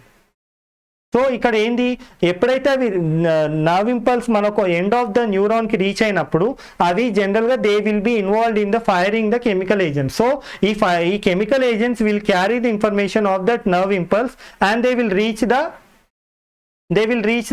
the dendrites of the other neuron. So ఈ విధంగా ఇన్ఫర్మేషన్ అనేది ఇనీషియల్గా మనకు విత్ ఇన్ ద న్యూరాన్ అన్నప్పుడు మనకు ఎలక్ట్రికల్ సిగ్నల్ రన్ అవుతుంది and in between the neuron అన్నప్పుడు మనం కెమికల్ సిగ్నల్ అనేది రన్ అవుతుంది. సో జనరల్గా కెమికల్ సిగ్నల్ అంటే ఏంది, జనరల్గా కెమికల్ సిగ్నల్ అంటే chemicals will be release from the source neuron and they will be reaching the recipient neuron. So source neuron ఏదైతే నర్వ్ ఇంపల్స్ని పాస్ చేస్తుండో ఆ న్యూరాన్ నుంచి మనకు ఇంపల్స్ అనేది జనరేట్ అయ్యి మనకు కెమికల్ లిబరేట్ అయితే అవి వచ్చేసి బేసికల్గా మనకు ఇంకో న్యూరాన్ మీద యాక్ట్ చేసి ఇన్ఫర్మేషన్ ఈ న్యూరాన్ గుండా ఎలక్ట్రికల్ రూపంలో మనకు పాస్ అయ్యి వెళ్ళిపోతుంది అనమాట. సో జనరల్గా మనకు ఈ సినాప్టికల్ జంక్షన్ సినాప్టికల్ కాంప్లెక్స్ కానీ జంక్షన్ ద్వారా మనకు బేసికల్గా కెమికల్ రూపంలో వెళ్ళొచ్చు, ఇంకోటి అయాన్ రూపంలో వెళ్తుంది అనమాట. సో మనకు ఎప్పుడైనా కూడా రెండు న్యూరాన్స్ మధ్యలో ఇన్ఫర్మేషన్ ఎక్స్చేంజ్ కావాలనుకుంటే అది జనరల్గా కెమికల్ రూపంలో కానీ అయాన్ రూపంలో కానీ జనరల్గా మనకి ఇన్ఫర్మేషన్ అనేది ఎక్స్చేంజ్ అవుతుంది అనమాట. సో జనరల్గా ఇన్ఫర్మేషన్ ఎక్స్చేంజ్ అయినాక బేసికల్గా ఆ ఇన్ఫర్మేషన్ అనేది it will be passing on to the other neuron. So బేసికల్గా ఈ జంక్షన్ని మనం సినాప్సిస్ అంటాం or synaptical complex. So synaptical complex is nothing but the synapsis is nothing but the synaptical complex which is forming between the two nerve cells. So రెండు nerve cells మధ్యలో form అయ్యే complex ని synaptical complex or synapsis అంటాం. So it's about the passing of the information from the one neuron to the other neuron. So ఇప్పుడు మనం వచ్చే topic ఏదంటే ఈ టాపిక్లో ఏం మాట్లాడుకుంటామంటే జనరల్గా it's a pathway from the stimulus to the response. అంటే ఏ విధంగా ఎక్స్టర్నల్ స్టిమ్యులస్ ఏ విధంగా ఉంటుంది, ఆ స్టిమ్యులస్కి ఏ విధంగా మనం రెస్పాన్స్ చూపిస్తాం అనేది ఈ పాత్వే ద్వారా చదువుకుందాం. So the pathway in which it is involving the response to A stimuli. So జనరల్గా మనం ఒక స్టిమ్యులై ఎక్స్టర్నల్ స్టిమ్యులై కానీ స్టిమ్యులై నుంచి మనకు ఆ ఇన్ఫర్మేషన్ అనేది బాడీ తీసుకొని ఆ బాడీ ఇన్ఫర్మేషన్ ఏ పాత్వే ద్వారా ఆ ఇన్ఫర్మేషన్ ఇన్ఫర్మేషన్ పాస్ అయ్యి ఫైనల్గా ఏ విధంగా రెస్పాన్స్ రూపంలో బయటికి వెళ్తుంది అనేది ఈ కంప్లీట్ ఇంటిగ్రేటెడ్ పాత్వే, అంటే from the stimuli to the response it's taking place in a particular pathway. So from the stimuli, that is from the external stimuli to the response is basically taken by A pathway. So జనరల్గా మనము ఏదైనా ఒక వస్తువుని పట్టుకోవాలనుకున్నా, లేకపోతే ఒక వస్తువుని మనం గాల్లో ఎగిరేసి పట్టుకోవాలనుకున్నప్పుడు దాన్ని చూడాలి, దాని సౌండ్ వినాలి, అండ్ ఆల్సో చేత్తో పట్టుకోవాలి. సో ఈ 3 రెస్పాన్స్ అనేది బేసికల్గా మనకు కంప్లీట్ జరగాలన్నమాట. చూడడం అనేది సెన్సరీ ఆర్గన్, అండ్ ఆల్సో దాన్ని పట్టుకోవడం అనేది మనకు రిసీవింగ్ అనమాట, రెస్పాన్స్. సో చూడడం అనేది స్టిమ్యులై అండ్ పట్టుకోవడం అనేది రెస్పాన్స్. సో మనం చూడడం, దాని సౌండ్ వినడం అనేది మనకు ఎక్స్టర్నల్ స్టిమ్యులై. అదే ఆ కట్టని పట్టుకోవడం అనేది మనము సెన్సరీ అని కూడా అనుకోవచ్చు, అంటే మనకు జనరల్గా రెస్పాన్స్ అంటాం. సో మనం ఏంటంటే మనకు ఒక యాక్టివిటీ, ఒక ఇంటిగ్రేటెడ్ పాత్వే అంటే ఏంది, జనరల్గా మనకు యాక్టివిటీ జరగాలనుకున్నప్పుడు బేసికల్గా ఆ వస్తువుని చూడడం, ఆ వస్తువుని వినడం అనేది ఎక్స్టర్నల్ స్టిమ్యులై అయితే, మనం ఆ వస్తువుని ఎగరేసి పట్టుకోవడం, అంటే ఎగరేయడం అంటే జనరల్గా పడుతుంటే పట్టుకోవడం అనేది జరగాలనుకుంటే మనం చూడాలి, వినాలి అండ్ పట్టుకోవడం అనేది రెస్పాన్స్ అనమాట. సో బేసికల్గా ఇదంతా కలుపుకొని మనం integrated pathway of the nervous system, which is basically involving from the stimuli to the response. So జనరల్గా మనకు ఇది కంప్లీట్గా ఒక కోఆర్డినేటింగ్ యాక్టివిటీ అనమాట. సో ఈ పాత్వేలో ఏవేవి నర్వ్స్ ఏ విధంగా ఇన్వాల్వ్ అవుతుందో దాని ప్రకారంగా మనము దీన్ని డిఫరెంట్ కైండ్ ఆఫ్ నర్వ్స్ అనేది డివైడ్ చేసుకోవచ్చు అనమాట. సో దీంట్లో ఏంది, ఎఫరెంట్ నర్వ్స్ ఒకటి, afferent nerves are the sensory nerves ఒక రకము, రెండోది వచ్చేసి efferent nerves are the what we will say efferent nerves are the action nerves అనేది ఒకటి, that is the motor nerves.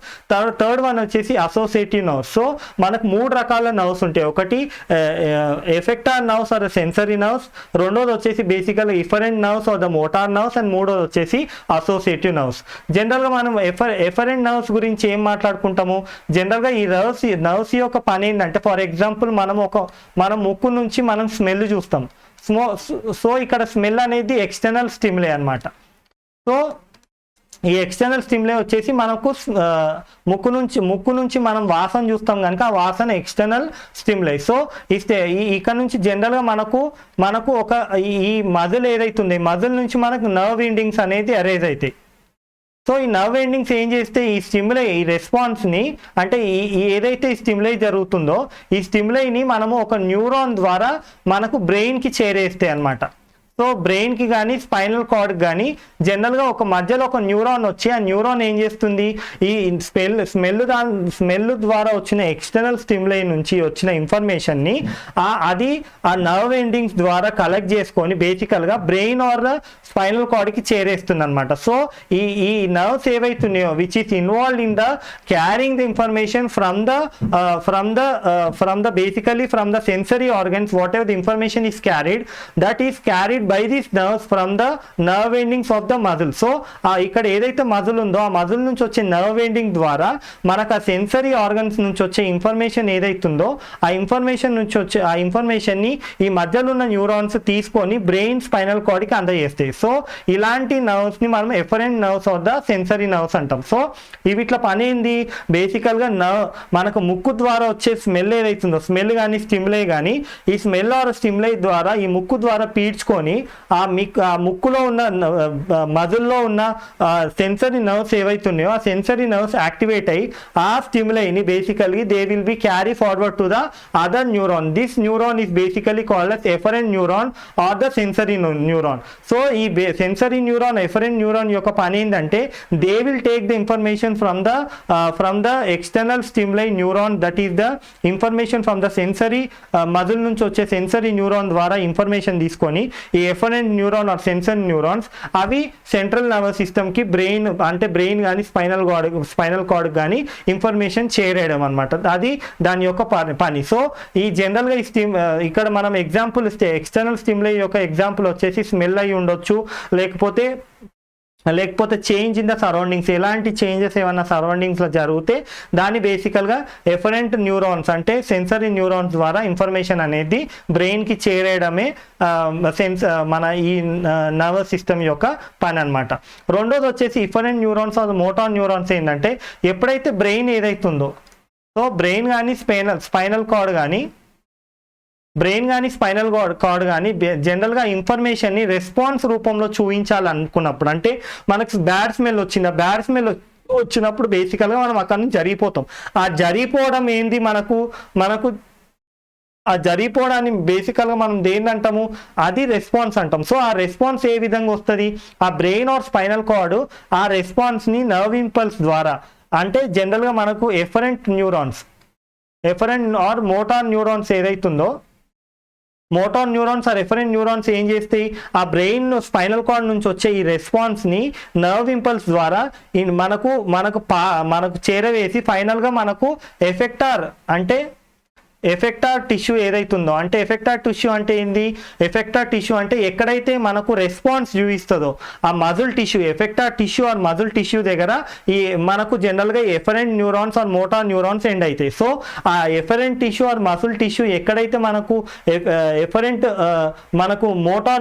మనకు ఆ న్యూరాన్స్ ఏవైతున్నాయో ఆ ఇన్ఫర్మేషన్ని మనం తీసుకొని అవి రెస్పాన్స్ చూపిస్తాయి అనమాట. సో సింపుల్గా చెప్పాలంటే బ్రెయిన్ ఆర్ స్పైనల్ కార్డ్ ఆ ఇన్ఫర్మేషన్ ప్రాసెసింగ్ అయినాక అవి ఏం చేస్తే జనరల్గా ఆ ఇన్ఫర్మేషన్ని రెస్పాన్స్ అనేది అని అంటాం. సో ప్రాసెసింగ్ అయిన రెస్పాన్స్ ఏదైతుందో అది బేసికల్గా ఎఫరెంట్ ఆర్ మోటార్ న్యూరాన్ ద్వారా మనకు ఎఫెక్టార్ టిష్యూ ఆర్ మస్కులర్ టిష్యూకి రీచ్ అయ్యి ఆ మస్కులర్ టిష్యూ మీద ఇది యాక్ట్ చేస్తుంది అనమాట.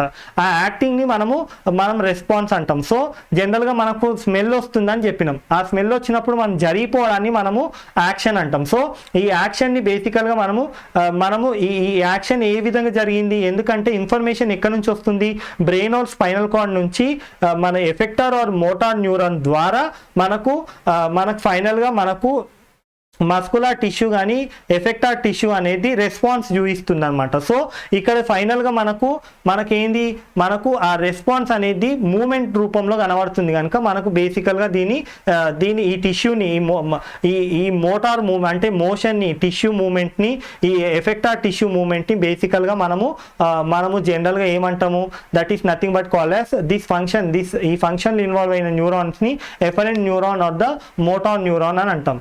సో మనకు మూడోది వచ్చేసి బేసికల్గా ఏంది, అసోసియేషన్ నర్వ్స్ అంటే ఏంది, జనరల్గా ఈ అసోసియేషన్ నర్వ్స్ ఏంటంటే they are the nerve link between the efferent neurons and the afferent neurons.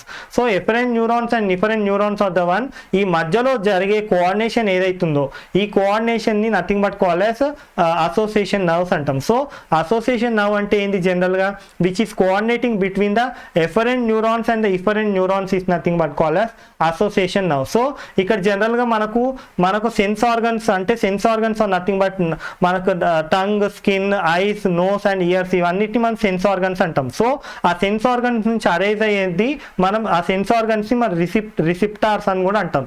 So ఇక్కడ నుంచి మనం ఎఫరెంట్ నర్వ్స్ అనేది జనరేట్ చేస్తాయి మనకు ఏది స్టిమ్యులైని. సో ఈ స్టిమ్యులై నర్వ్ ఇంపల్స్ ద్వారా మనకు బ్రెయిన్ ఆర్ స్పైనల్ కార్డ్కి రీచ్ అయ్యి అక్కడ ప్రాసెసింగ్ జరిగి ఫైనల్గా ఇఫరెంట్ న్యూరాన్స్ ద్వారా they will be conducting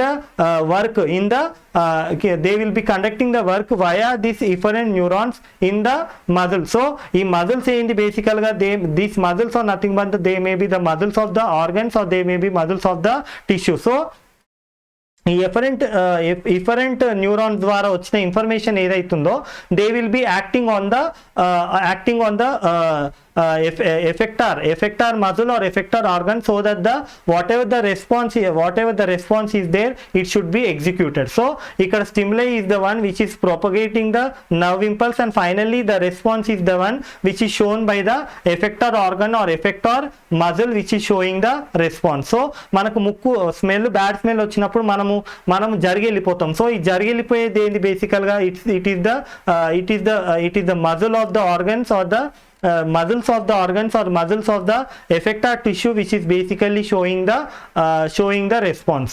So association nerves are the one which are basically the nerve impulse between the effector neurons and the effector neurons. So it is the junction between the, it is the junction where it can which can act as an intermediary after the processing of the nerve impulse. They can pass via efferent neuron, or they can pass via the association neuron. So it is a link between the efferent and the efferent. So whatever the link is there, that is the bypass between the, it is like an control room for all kind of nerves, that is efferent and the efferent one. So the reflex arc అంటే ఏంటి జనరల్గా, now we are going to discuss about the reflex arc. బేసికల్గా మనం ఏంటంటే జనరల్గా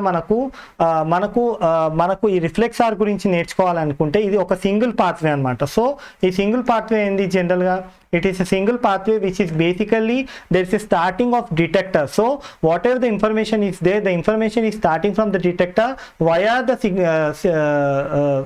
spinal cord, it is returning to the effector organ. So this single pathway where there is a starting of impulse from the detector and passing to the spinal cord and finally returning to the effector is called as reflex arc. So generally reflex arc ఏ విధంగా పనిచేస్తుంది, detectors నుంచి వచ్చిన nerve impulse ఏదైతుందో అది జనరల్గా మనకు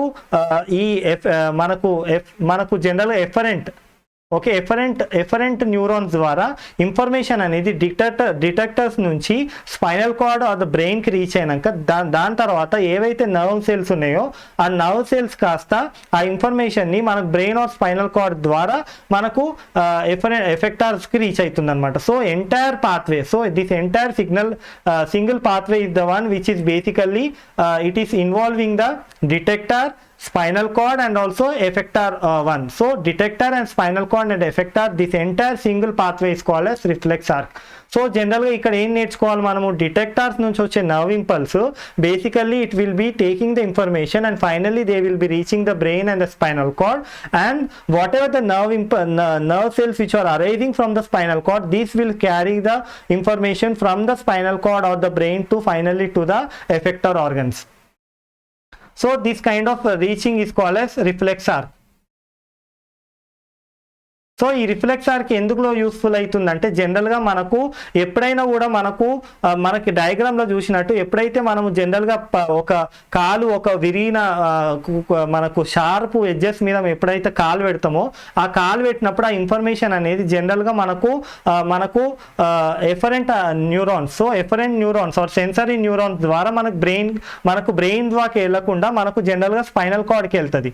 so spinal కార్డ్లో వెళ్ళినప్పుడు ఇక్కడ మనకి ఇంటర్ న్యూరాన్స్ ద్వారా మనకు ప్రాసెసింగ్ అయ్యి ఫైనల్ గా ఇన్ఫర్మేషన్ అనేది they will be reaching to the effector. So ఇక్కడ మనకు డిటెక్టార్ వచ్చేసి కాలు, సో ఇన్ఫర్మేషన్ అనేది పాస్ అయ్యి ఫైనల్ గా మనకు స్పైనల్ కార్డ్ లో ప్రాసెసింగ్ అయ్యి తర్వాత ఇన్ఫర్మేషన్ వచ్చేసి ఫైనల్ గా ఎక్కడ రీచ్ అవుతుంది, మనకు కింద మనకు జనరల్ గా మనము కాల్ తీసేస్తాం అనమాట. సో ఈ ఎఫెక్టార్ వచ్చేసి ఏంది జనరల్ గా అగైన్ మనకి ఇక్కడ మనకు కాలే అనమాట. సో కాల్ లేవట్టడానికి యూస్ఫుల్ అయ్యే ఇన్ఫర్మేషన్ ఎక్కడి నుంచి వస్తుంది, మనకు స్పైనల్ కార్డ్ ద్వారా మోటార్ న్యూరాన్స్ ద్వారా మనకు కాల్ అనేది జరిపేస్తాం అనమాట. సో ఇక్కడ జనరల్ గా మనకి ఏంది, మనకు ఇక్కడ ఈ సెన్సేషన్ అంటే ఈ సెన్సేషన్ వల్ల మనకు నర్వ్ ఇంపల్స్ డిటెక్టర్స్ అనేది యాక్టివేట్ అయ్యి ఫైనల్ గా ఈ డిటెక్టర్స్ అనేది they will reach in to the spinal cord, and దాని తర్వాత ఇక్కడ మనకు ప్రాసెసింగ్ అనేది ఇంటర్ న్యూరాన్స్ లో జరిగి ఫైనల్ గా ఇంటర్ న్యూరాన్ జరిగి తర్వాత ఏంది జనరల్ గా ఆ ఇన్ఫర్మేషన్ అనేది మనకు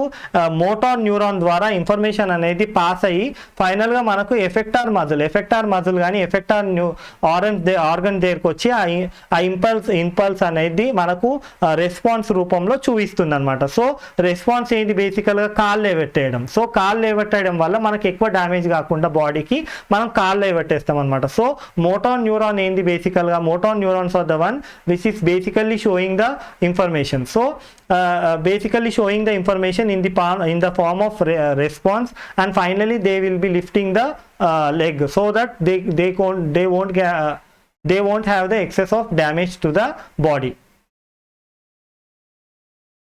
సో ఇక్కడ ఏంది జనరల్గా మనకు ఈ కంప్లీట్ ప్రాసెస్ అనేది స్పెషల్ యాక్టివిటీ జరగాలంటే మనకు వాలంటరీ మజిల్ మూమెంట్ ఉండాలి. సో వాలంటరీ మజిల్ మూమెంట్లో ఏం జరుగుతుంది, మనం ఒక దాని మీద కాలు పెట్టి అది వెంటనే మనం ఏం చేస్తాం, ఆ కాలు తీసేస్తాం అనమాట దెబ్బ తగలగానే. So this kind of movement ఏంది జనరల్గా మనం voluntary muscle movement or conscious mind అంటాం. సో వాలంటరీ మజిల్ మూమెంట్ ఏదైతుందో conscious mind, that is basically involving the motor neuron. So motor neuron is the one which is basically involved in the voluntary or the conscious movement. Conscious mind movement or voluntary movement is basically involved the motor neuron. So ఇదంతా కాకుండా మనం జనరల్గా ఇది voluntary అనమాట. So voluntary mind movement. ఇదే కాకుండా జనరల్గా మనకి ఏంది, జనరల్గా మనం ఒకవేళ ఒక పర్సన్ మనకు ఫుట్బాల్ ఆడుతున్నాడంటే ఫుట్బాల్ ఆడేటప్పుడు జనరల్గా మనం అనుకోని కొన్ని చేసేవి ఉంటాయి, కొన్ని ఏంటంటే సడన్ యాక్షన్ ఉంటుంది. సో సడన్ స్పెషల్ యాక్షన్ ఏంటంటే మనకు జనరల్గా ఇన్వాలంటరీ మూమెంట్ అంటాము. జనరల్గా మనకు అనుకోని చేసేదాన్ని వాలంటరీ మూమెంట్ అంటాం. సో ఎప్పుడైతే ఫుట్బాల్ ఆడుతున్నామంటే sudden movements are nothing but the involuntary movement and వేరే అనుకోని చేసేదాన్ని మనం వాలంటరీ మూమెంట్ అంటాం. సో జనరల్గా మనకు this combination of the both is the one which is basically nothing but the playing the football. So జనరల్గా ఏంది బేసికల్గా మనకు ఈ విధంగా మనం తెలుసుకుంటే ఏంటంటే మనకు జనరల్గా వాలంటరీ అండ్ ఇన్వాలంటరీ యాక్షన్స్ అనేది రెండు రకాలు ఉంటాయి. అంటే వాలంటరీ అంటే ఏంది, మనం తెలిసి చేసేదాన్ని వాలంటరీ యాక్షన్ అంటాం. సో ఇన్వాలంటరీ యాక్షన్ అంటే ఏంది, బేసికల్గా మనకి ఇన్వాలంటరీ యాక్షన్ అంటే మన బాడీలో అంటే మనము జనరల్గా కావాలని చేయకుండా దానంతలో చేసుకుంటూ వెళ్ళిపోయేదాన్ని ఇన్వాలంటరీ యాక్షన్ అంటాం. సో ఈ రెండు యాక్షన్స్ బేసికల్గా they will be done with in the nervous system. So nervous system lo generally it include both the voluntary and the involuntary actions which is taking place in our body. So general ga ikkada endi manaku ee vidhanga jaragalante manaku rendu vidaluga nervous systems untayi, okati central nervous system, okati peripheral nervous system. So central nervous system ni manam basic ga CNS antamu. Peripheral nervous system anedi basically ga మనకు జనరల్గా మనకు peripheral nervous system అంటాం. So central nervous system అనేది, peripheral nervous system అనేది ఇవి మన బాడీలో ఉన్న ఎంటైర్ నర్వస్ సిస్టమ్ని చూసుకునే రెండు సబ్ సిస్టమ్స్ అనమాట. సో ఈ అన్నిటిని జనరల్గా voluntary action and involuntary actions ఏవైతున్నాయో ఇవన్నీ కంబైన్ చేసుకొని basically they will be taking place, they will B driven by means of central nervous system and the peripheral nervous system. So next topic మనము central nervous system గురించి చదువుకుందాం. Central nervous system అంటే జనరల్గా ఇది include brain and the spinal cord. So it include the brain and the spinal cord. And ఇక్కడ brain గురించి చెప్పుకోవాలనుకుంటే when compared to animals basical the human brain is very large in size and also it is covered in the bony kind of structure, that is bony structure called as cranium and it's a bony structure which is including the brain. So brain is totally covered with a bony structure called as cranium, and in turn the brain will be covered with 3 layers, that is meningitis. So whatever the meningitis or the one which is basically it's about the things which are the 3 layers which are covering the brain. So basically this kind of coverage is both brain and the spinal cord is completely covered by these 3 layers of the meningitis. So brain is the one which is totally covered with these 3 membranes and also a bony structure called as cranium. So in case of this whatever the liquid which is present within this meningitis layers is nothing but cerebrospinal fluid. So the cerebrospinal fluid is the one which is basically circulating in between these membranes, which these 3 membranes are the one which are covering the brain and the spinal cord. So it is these are the inner layers which are basically consisting of a fluid called as cerebrospinal fluid. And coming to these layers, they are called as meninges and the bony structure is called as cranium. So ఇదే కాకుండా మనం ఇంకేం నేర్చుకుంటాం అంటే జనరల్గా మనకు brain తీసుకుంటే బేసికల్గా ద బ్రెయిన్ యొక్క అవుటర్ పార్ట్ ఏదైతుందో, ఓకే, ఈ అవుటర్ పార్ట్ ఏదైతుందో ఇది జనరల్గా it is consisting of capillaries and also the mass. So whatever the cellular mass, that is the nerve cell mass and also cellular bodies or nerve cell mass, as well as the capillaries together they form the gray matter. So ee bite unna edaithe brain region undo, this is basically the gray matter. The gray matter is the one which is basically made up of the mass along with the blood capillaries. So the inner one, so generally ఇక్కడ అంతా మనకి ఏంటంటే nerve cells యొక్క nerve body cell body ఉంటుంది.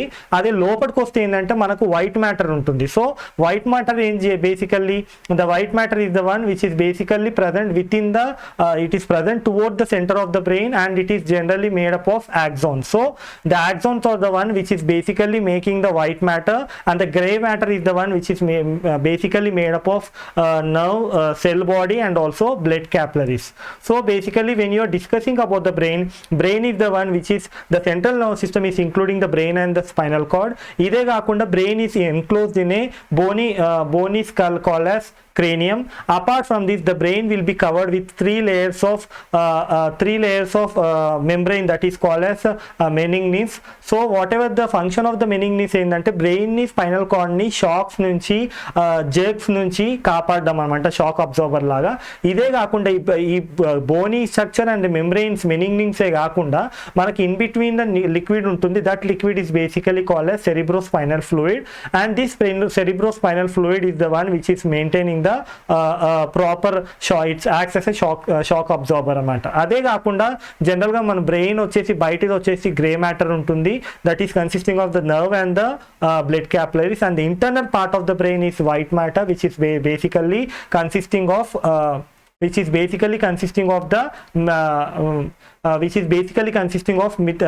myelinated axons.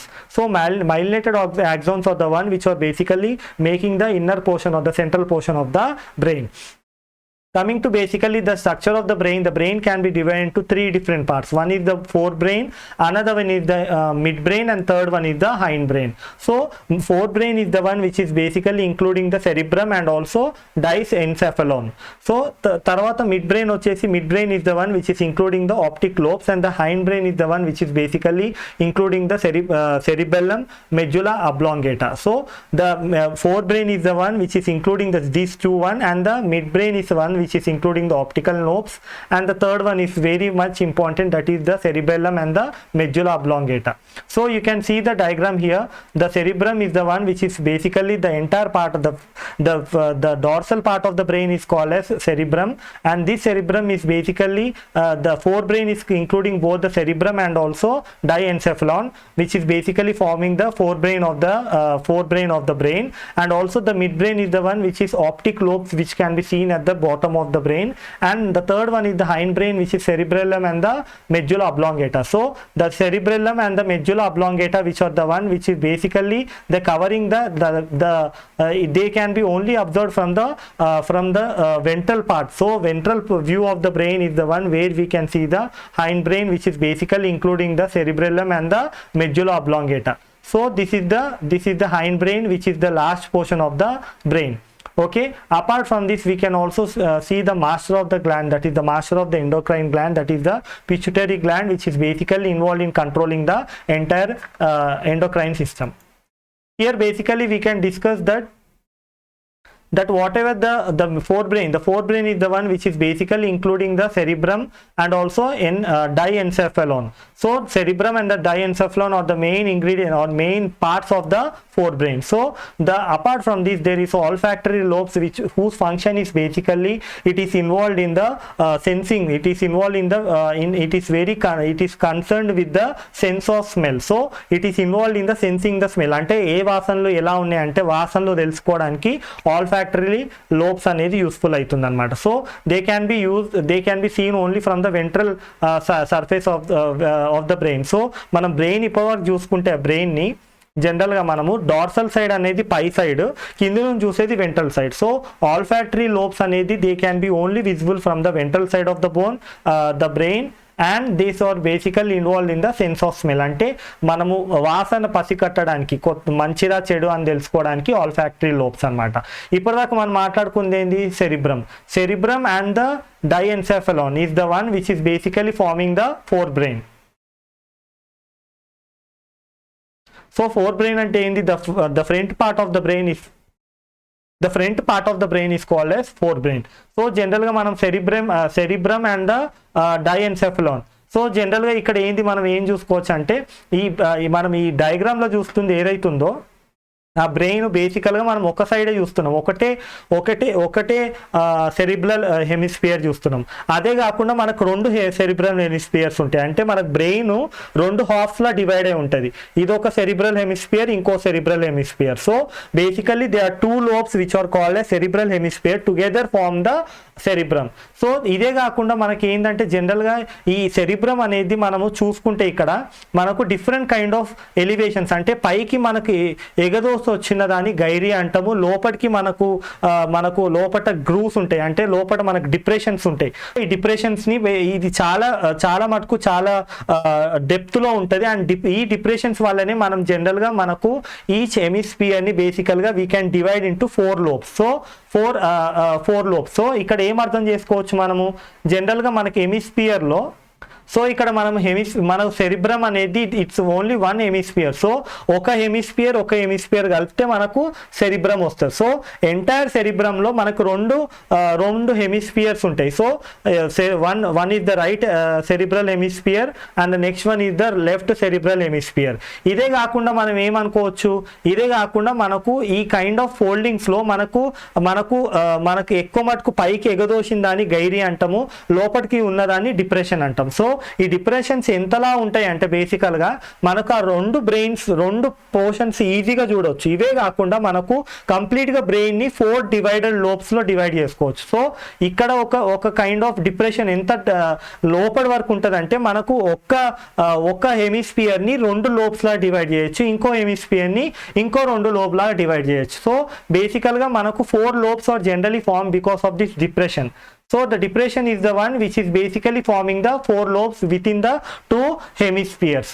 Okay, ఇదే కాకుండా మన corpus కొలోజం అంటే ఏంది, it is basically involve in connecting the 2 hemispheres. So మనకు బ్రెయిన్ 2 పార్ట్స్లో డివైడ్ చేసుకోవచ్చు, 2 హెమిస్ఫియర్లా డివైడ్ చేసుకోవచ్చు. ఈ 2 హెమిస్ఫియర్ని కలిపేది ఏంది జనరల్గా కార్పస్ కొలోజం.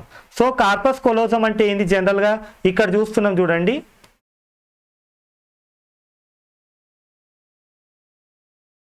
సో ఈ పార్ట్ ఏదైతుందో this is the common part. Okay, మనకు 2 హెమిస్ఫియర్స్ ఈ విధంగా టోటల్గా డిఫరెంట్గా దూరంగా డివైడ్ అయి ఉంటుంది. సో ఈ 2 hemispheres they are connected because of the corpus callosum. The corpus callosum is the one which is the binding one which is generally binding 1 hemisphere with the other hemisphere. So 1 hemisphere is basically connected with the other hemisphere because of the one called as corpus callosum. Okay, ఇది దీని యొక్క function. ఇదే కాకుండా దీని యొక్క functions అంటే జనరల్గా మనకు ఇది సెరిబ్రమ్. సో దీని యొక్క ఫంక్షన్స్ గురించి చూసుకుంటే ఏంది, మెయిన్ ఇంపార్టెంట్ ఫంక్షన్స్ అంతా సెరిబ్రమే చేస్తుంది. ఏది thinking, memory, emotions and also perspiration అంటే understanding the environment and also sensation and response to the headache, pain and everything, pressure is generally dealt with the cerebrum. And coming to diencephalon ఏంది జనరల్గా this is the rhomboid shape. So the rhomboid shape molecule or globule which is basically present at the inferior surface of the brain. So this is the rhomboid shape molecule. అంటే జనరల్గా మన brain కింద నుంచి చూస్తే దాని కింద సర్ఫేస్లో ఉంటుంది అనమాట. సో దీన్ని డైఎన్సెఫలాన్ అంటాం. And it is basically lying between the cerebrum and the midbrain. Okay, this can be basically divide into thalamus and hypothalamus. ఇక్కడ చూసుకుంటే మనకు జనరల్గా ఈ స్ట్రక్చర్ని చూసుకుంటే మనకు డైఎన్సెఫలాన్. సో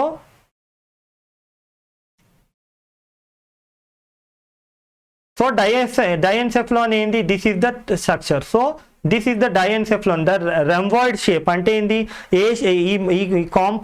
ఈ పార్ట్ ఆఫ్ ద బ్రెయిన్ ఏంటంటే మనకు 4 షేప్స్ ఉన్నాయి అనమాట. So rhomboid shape, this shape is the one which is basically divide into 4 different directions.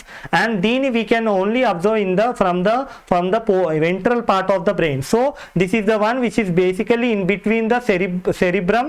Okay, it is basically in between the cerebrum and also the cerebellum. So ఈ cerebellum అంటే ఏంది, the hind brain. So this cerebellum and the cerebellum ki అంటే hind బ్రెయిన్కి సెరిబ్రమ్కి మధ్యలో ఉన్నదే జనరల్గా మనం దాన్ని ఏమంటాము డైఎన్సెఫలాన్. సో దీని డైఎన్సెఫలాన్ని మనము బేసికల్గా we can divide into 2 different function, అంటే 2 డిఫరెంట్ పార్ట్స్. ఒకటి టెలామస్ అండ్ హైపోథెలామస్. హైపోథెలామస్ అంటే ఏంటి, which is basically the pituitary gland which is the master of all the endocrine glands. ఇది బేసికల్గా పిట్యూటరీ గ్లాండ్. ఇదే కాకుండా ఏంది, జనరల్గా మనకు థెలామస్ పార్ట్ ఉంది. So thalamus part is the one which is basically involved in the it can be divided into 2 types. అంటే జనరల్గా మనకేంది, సో ఇక్కడ ఈ పర్టికులర్ షేప్ ఆఫ్ మాలిక్యూల్ అంటే 4-sided షేప్ ఉన్న ఈ పర్టికులర్ బ్రెయిన్ స్ట్రక్చర్ని మనం కింద నుంచి చూడొచ్చు. అండ్ దీన్ని బేసికల్గా మనము థెలామస్ అండ్ హైపోథెలామస్ లాగా డివైడ్ చేసుకోవచ్చు. And hypothalamus is directly linked with the pituitary gland which is the master of the gland. So basically it is the one which is basically in between the cerebrum and also the midbrain. So and it generally దేంట్లో involve అవుతుంది, it is basically involve in the water balance, blood pressure, body temperature, and also it can be the centre for the anger and also other kind of muscular activity. So జనరల్గా మనకు diencephalon is the one which is connecting the cerebrum to the midbrain, and it is the one which is basically dividing into thalamus and hypothalamus.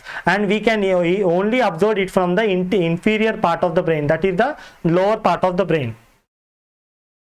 So midbrain అంటే ఏంది, it's a small thick stalk portion which is basically connecting the forebrain, that is the cerebrum and the diencephalon with the cerebellum. So cerebellum and the hind brain. So జనరల్గా ఇప్పుడు ఏంది, cerebrum is connected to the midbrain by means of diencephalon. ఈ diencephalon and also cerebrum is the one which is basically called as forebrain. So ఈ four brain it is connected to the midbrain by means the forebrain is basically connected to the hindbrain by means of midbrain. So midbrain is the one connecting element between the forebrain and the hindbrain. So generally ఇది దేని connect చేస్తుంది, it's a small stock portion which is basically connecting the forebrain to the hindbrain. Okay, ఇది జనరల్గా ఏంది, hind బ్రెయిన్లో ఏమేమి ఉంటుంది మనకు, it is the one which is basically connecting the forebrain with the cerebellum and the hindbrain. So basically this is the one which is basically involved in the different kind of functions. ఇక్కడ చూసుకుంటే మనము జనరల్గా మనకి ఏంది ఇక్కడ, this is very much involved in the motor impulses which is basically coming from the cerebral cortex to the other parts of the spinal cord. So మనకు జనరల్గా మనం ఇక్కడ మిడ్ బ్రెయిన్ చూసుకుంటే, సో ఇక్కడ మనకు మిడ్ బ్రెయిన్ చూసుకుంటే ఏంది, this is the one which is lying internal to the brain, and it is the one basically it is connecting the forebrain with the hind brain. So hind బ్రెయిన్లో ఉన్న పోనస్ అనే part and also సెరిబెల్లమ్ పార్ట్కి జనరల్గా మనకు ఈ mid brain అనేది connect చేస్తుంది అనమాట ఫోర్ బ్రెయిన్ని. సో దీని యొక్క ఫంక్షన్ ఏంది, ఏవైతే మనకు నర్వ్ ఇంపల్స్ మనకు సెరిబ్రల్ కార్టెక్స్ అంటే సెరిబ్రల్ యొక్క స్ట్రక్చర్ నుంచి మనకు ఏవైతే నర్వ్ ఇంపల్స్ వస్తాయో ఆ నర్వ్ ఇంపల్స్ బేసికల్గా మనకు స్పైనల్ కార్డ్ కిందికి రావాలన్నమాట. ఈ స్పైనల్ కార్డ్ కిందికి వచ్చేటప్పుడు they will be passing the mid brain. So mid brain is the one which is basically connecting the forebrain with the hind brain, that is the cerebellum and also pones of the hind brain. So ఇదే కాకుండా it's also basically plays a major role for getting the motor impulse, that is the response impulse from the cerebral cortex to the spinal cord. So it is the one which is basically involved as a junction అన్నమాట. So mid brain ఏంటంటే మనకు పై నుంచి brain నుంచి వచ్చే motor impulse while crossing the mid brain they have to cross to the spinal card. అదే కాకుండా they also in the junction for the passing on the sensory impulse which is coming from the spinal cord to the forebrain, that is the cerebrum, that is the brain part. So basically they are in the junction. So it is the part where it is basically it's about the hearing and the sight. లాస్ట్గా మనం మాట్లాడుకుంది ఏంటంటే hind brain. So hind brain is the one which is it is the last part of the brain which is basically consisting of cerebellum and medulla oblongata. So cerebellum and medulla oblongata is the one which is basically forming the hind brain of the brain part. So జనరల్గా మనం ఇప్పుడు ఏమనుకోవచ్చు, cerebellum is the one which is basically present below the cerebrum and also above the medulla oblongata. So ఇక్కడ ఏంది జనరల్గా it consisting of both 2 largest of cerebral hemisphere. కానీ దేంట్లో involve అవుతుంది బేసికల్గా? It is involve in the equilibrium and also muscle tone and also it is involve in the voluntary movement. So hindbrain ఏంది? Hindbrain can be broken down into cerebellum and the medulla oblongata. Cerebellum ఏంది జనరల్గా? It is present below the cerebrum and above the medulla ఆబ్లాంగేటా and also it is the one which is basically consisting of both the hemisphere together. అదే కాకుండా it is basically involved in the maintaining the posture and the equilibrium of the person, and also it is involved in the voluntary. So we can see in the diagram basically. So ఇక్కడ మనం చూసుకుంటే మనకు ఏంది cerebellum. So cerebellum is the one which is basically it is the one which is basically connecting the entire forebrain with the medulla oblongata. So medulla అబ్లాంగేటాకి మనకు సెరిబ్రమ్కి మధ్యలో ఉన్నదే సెరిబెల్లం. సో ఈ సెరిబెల్లం ఏంది? It is a part of the hind brain and it is connecting the cerebrum to the medulla oblongata. అదే కాకుండా it is majorly involve in the equilibrium and also maintenance of the posture of the human being. So ఫైనల్గా medulla oblongata ఏంది? It is the triangle shape structure which is basically it is connecting the brain with the spinal cord. So that is the last part of the brain and it is basically involved in all the other functions like cardiac function, respiratory function and also vasomotor activity. So it is generally it's about the maintaining the blood vessels, the pressure in the blood vessels.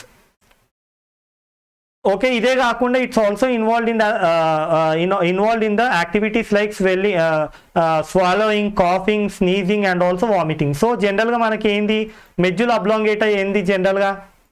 So ఇక్కడ medulla oblongata గురించి చూసుకుంటే ఏంటంటే this is the triangle portion. So this is the triangle portion which is basically involved in the it is the triangle portion basically involved in the connecting the cerebellum with the it is connecting the basically the brain with the spinal cord. So it is the last part of the brain which is basically connecting the brain with the spinal cord and it is also involved basically in all the kind of activities like coughing, sneezing, swallowing and also it is the center for the respiration and also for the cardiac movements. So this is about the medulla oblongata. So coming to the next topic, that is basically it's about the spinal cord. So what is spinal cord? Generally if you see the spinal cord in the structure, you can see easily that here after crossing the medulla oblongata, it will be the end of the medulla oblongata is the spinal cord. So the spinal cord is the one which is an elongated version of the medulla oblongata, which is the final portion of the brain, and the end of the medulla oblongata will leads to the formation of the spinal cord. So it is the one which is basically starting from the back of the hind brain and that is the medulla oblongata, and basically it is the one which is basically starting from the hind brain of the brain portion and it is the one which is basically going to the back of the stomach, that is the lumbar region. So ikkada manaku brain ikkada edaithe manam idi chustamo, this is the spinal cord which is origin from the hind brain, that is the brain portion of the brain portion to the back of the stomach, that is called as lumbar region. So ఇది జనరల్గా దీన్ని మనం దీన్ని జనరల్గా మనం ఏమి vertebral column కూడా అనొచ్చు.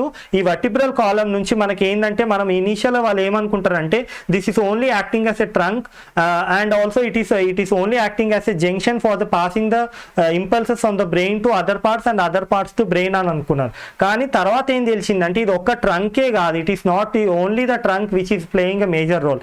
ఇది కాకుండా బేసికల్గా ఏంది జనరల్గా ఇది ఒక్కటే ఫంక్షన్ కాదు. ఇక్కడ జనరల్గా ఏం జరుగుతుంది, ఇక్కడ జరిగేది ఏంటంటే బేసికల్గా ఇది కొంతవరకు ఇన్వాలంటరీ ఫంక్షన్స్ కానీ మూమెంట్స్ కానీ బేసికల్గా మనకు జనరల్గా జరిగేది స్పైనల్ కార్డ్ ద్వారానే. సో స్పైనల్ కార్డ్ ఏంది జనరల్గా? Spinal cord is basically involved in the reflex action or reflex arc of the reflex action is basically the one which is basically involved in the it is basically involved in the functioning in the involuntary muscle. So మనకి ఏంది spinal cord అంటే it is the one which is farming from the behind the hind brain and it is the one which is running through the back side of the stomach, that is the lumbar reason and it is basically consisting of it is basically otherwise called as vertebral column and it is the one where the involuntary nervous system or the reflex arc will be basically involved in the along with the spinal cord. So spinal cord plays a major role in case of involuntary functions and also it is the one where when the organism so lower ఆర్గానిజమ్స్ని చూసుకుంటే ఏంటంటే జనరల్గా మనకు brain damage అయినప్పుడు కొంతవరకు బతుకుంటాయి. So they will show the sensation. So that instant sensation, that instant quick response and some involuntary response which are very quick in nature. So they should be processed only in a fraction of second. There is no need for them to need to be processed in the brain. So జనరల్గా ఇక్కడ ఏంటంటే మనం ఇక్కడ ఏం నేర్చుకోవచ్చు అంటే spinal కార్డ్లో ఏంటంటే జనరల్గా ఇలాంటి ఫంక్షన్ జరుగుతాయి కనుక సో ఎప్పుడైతే బ్రెయిన్ డెడ్ అయినా కూడా some time the animals will show the some kind of response for the external stimuli like prickling and also some kind of heating response చూపిస్తాయి. సో ఇది కాకుండా ఏంటంటే జనరల్గా మనకి ఎప్పుడైతే మనకు బ్రెయిన్ డ్యామేజ్ అయినాక కూడా when we are damaging the spinal cord by inserting the needle then the animal will be completely dead. So జనరల్గా మనకు ఏదైనా కూడా ఒక జంతువు బ్రెయిన్ చనిపోయినా కూడా జనరల్గా మనకు కొన్ని సెన్సేషన్స్ కానీ లేకపోతే కొన్ని రకమైన మనకు ఇన్వాలంటరీ రిఫ్లెక్స్ ఆర్క్ రెస్పాన్స్ కానీ ఇవన్నీ జరగాలంటే జనరల్గా they will be done only in case of the brain dead. This will be only done in case of the vertebral column. So general ga vertebral column lo endi manaku they will be involved in the reflex action anamata. So next వచ్చే టాపిక్లో మనం బేసికల్గా ఏం మాట్లాడుకుంటామంటే జనరల్గా peripheral nervous system. So peripheral nervous సిస్టమ్లో ఏంటంటే జనరల్గా మనకు 2 రకాల నర్వ్ రూట్స్ ఉంటాయి. అంటే based on the nervous connections or the roots we can differentiate into 2 types అనమాట. ఒకటి వచ్చేసి బేసికల్గా మన బ్యాక్ సైడ్. సో బేసికల్గా మన బ్యాక్ సైడ్ ఉండే నర్వ్స్ ఏవైతున్నాయో ఆ బ్యాక్ సైడ్ ఉన్న నర్వ్స్ని మనం డార్సల్ రూట్ అంటాం. So dorsal root is nothing but the back side and the front side is the one which is nothing but called as the ventral nerves. So ventral nerves are the one which is basically the front part of nerves is nothing but the ventral or the front part, and the back one is nothing but the dorsal.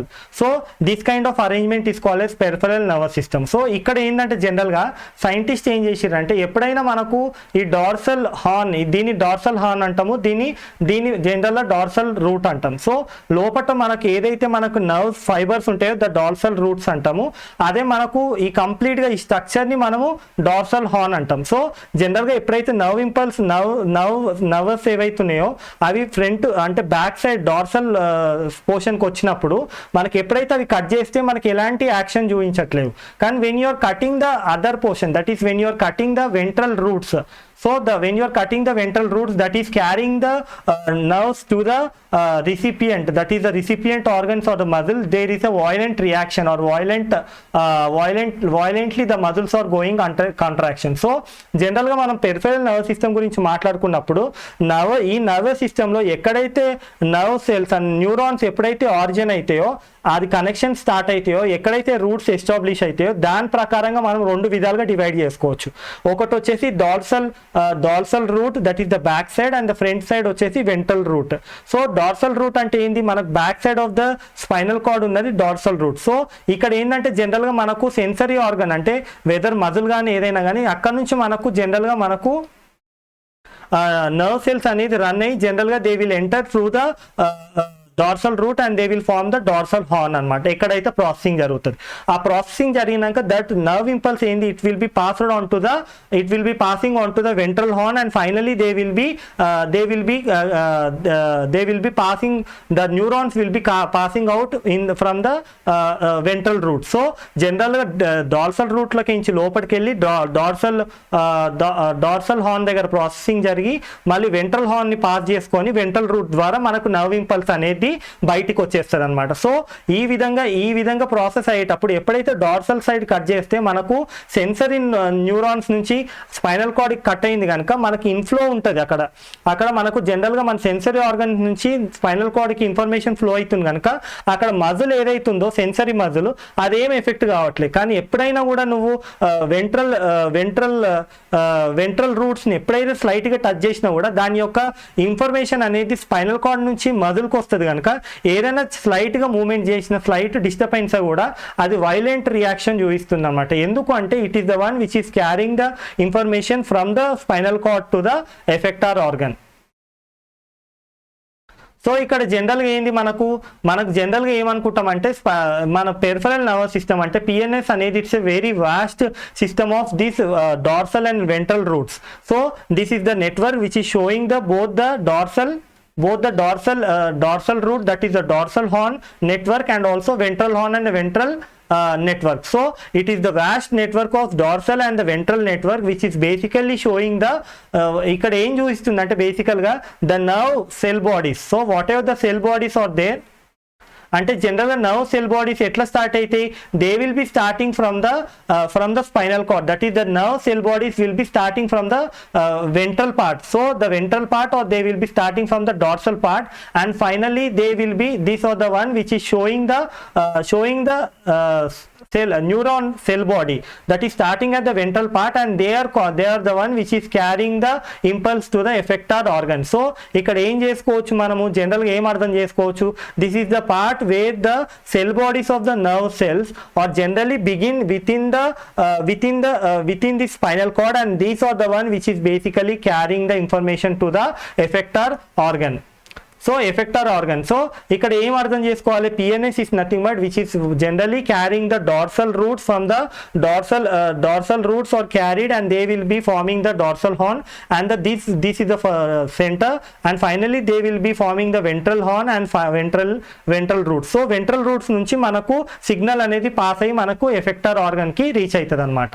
So next వచ్చేసి మనం మాట్లాడుకోవాల్సింది జనరల్గా autonomous nervous system. So జనరల్గా మన peripheral nervous system అంటే PNS గురించి చూసుకుంటే, so PNS ఏంది జనరల్గా పెరిఫెరల్ నర్వస్ సిస్టమ్ అంటాం. సో జనరల్గా మీకు నెక్స్ట్ మాట్లాడుకునే topic autonomous nervous system. So PNS అంటే ఏంటి జనరల్గా, పిఎన్ఎస్ అనేది పెరిఫెరల్ నర్వస్ సిస్టమ్. దీంట్లో ఏం జరుగుతుందంటే జనరల్గా ఈ పిఎన్ఎస్ ఏం చేస్తుంది, it will be performing 2 different kind of functions. One is the involuntary, okay, ఒకటేమో ఇన్వాలంటరీ, ఇంకోటేమో వాలంటరీ. సో ఇన్వాలంటరీ ఫంక్షన్ అంటే ఏంటి జనరల్గా ఎక్కడైతే మనకు కాన్షియస్నెస్ లేకుండా దానంతలో అదే బాడీ చేసుకుంటుందో, బాడీ చేసుకునే యాక్టివిటీస్ ఏవైతున్నాయో అవన్నీ ఇన్వాలంటరీ అనమాట. సో ఫర్ ఎగ్జాంపుల్ ఏంది, blood vessels, so contraction relaxation of the blood vessels, activity of the internal organs, అదే కాకుండా స్మూత్ అండ్ కార్డియాక్ మజిల్స్, ఇవన్నీ they are under the control of the involuntary action of the PNS. So ఈ involuntary action of the PNS which is controlling all these activities like cardiac muscle, smooth and cardiac muscle contraction కానీ, blood vessel flow కానీ, internal organ functions కానీ, ఇవంతా involuntary segment కిందకి వస్తుంది. So they are basically placed under ANS, so autonomous nervous system. So ఇదే కాకుండా జనరల్గా ఏంది మనకు వాలంటరీ ఏదైతుందో, voluntary is the one which is basically involved in the voluntary control is the one which is basically involved in the functions of the skin. So basically it is involved in the functions of the skin, that is it is about the controlling the skin and also skeleton muscle. So voluntary function ante endi, voluntary function or the voluntary control is the one where the skin and the skeleton is controlled by the PNS. So if the PNS is performing the involuntary function, it is coming under the autonomous nervous system. So ఇదంతా కాకుండా మనం ఏంటి PNS గురించి మనం మాట్లాడుకోవాలంటే, PNS is the one which is the part of the ANS is the one which is the part of the PNS which is basically involved in the functioning like involuntary functions. So జనరల్గా మేజర్గా మనకి ఏవైతే మన control ఉండవో అంటే మన contraction and relaxation of the smooth muscles అంటే elementary canal కానీ, లేకపోతే బ్లడ్ వెజిల్స్ ఫ్లో కానీ, బ్లడ్ ఫ్లో కానీ, లేకపోతే కార్డియాక్ మజిల్ కాంట్రాక్షన్ రిలాక్సేషన్ కానీ, ఆటోనామస్, ఇవంతా ఏంటంటే జనరల్గా they are based on the PNS. So involuntary segment వచ్చినప్పుడు దాన్ని ఏఎన్ఎస్ అంటాం. సో ఎగ్జాంపుల్ ఏంది మనకు contraction and relaxation of the pupil. Okay, contraction and relaxation of the pupil అంటే ఏంది, మనం ఎప్పుడైతే సడన్గా మనము ఒక్కసారిగా నార్మల్ రూమ్లకి నుంచి చీకటి రూమ్లోకి వెళ్ళినప్పుడు ఇది మనకు డైలేట్ అవుతుంది అనమాట, అంటే పెద్దగా అవుతుంది. ఎందుకంటే ఉన్న లైట్ని చూడాలన్నప్పుడు ఆ లైట్ మనకి ఇన్సెంట్ కావాలి. సో ఈ విధంగా చూడాలనుకున్నప్పుడు రిలాక్సేషన్ ఆఫ్ ప్యూపుల్ జరగాలి. ఈ రిలాక్సేషన్ ఆఫ్ ప్యూపుల్ జరగాలంటే దట్ ఈస్ ద ఇన్వాలంటరీ, మనకంటే మనము కావాలని చూడడానికి కాదు, అది ద సిస్టమ్ అనేది అడ్జస్ట్ అవుతుంది దానంతలో. అది గనక ఇన్వాలంటరీ అడ్జస్ట్మెంట్ అంటే మన కాన్షియస్నెస్ లేకుండా మనకి గుర్తు లేకుండా దానంతలో జరుగుతుంది కనుక relaxation of the pupil in the dark room is one example for the ANS function. అదే కాకుండా సడన్ గా మనం లైట్ రూమ్ లకు వస్తే జనరల్ గా ప్యూపుల్ అనేది కాంట్రాక్ట్ అయిపోతుంది. సో ఈ contraction of the pupil is the one which is the again A function of the ANS.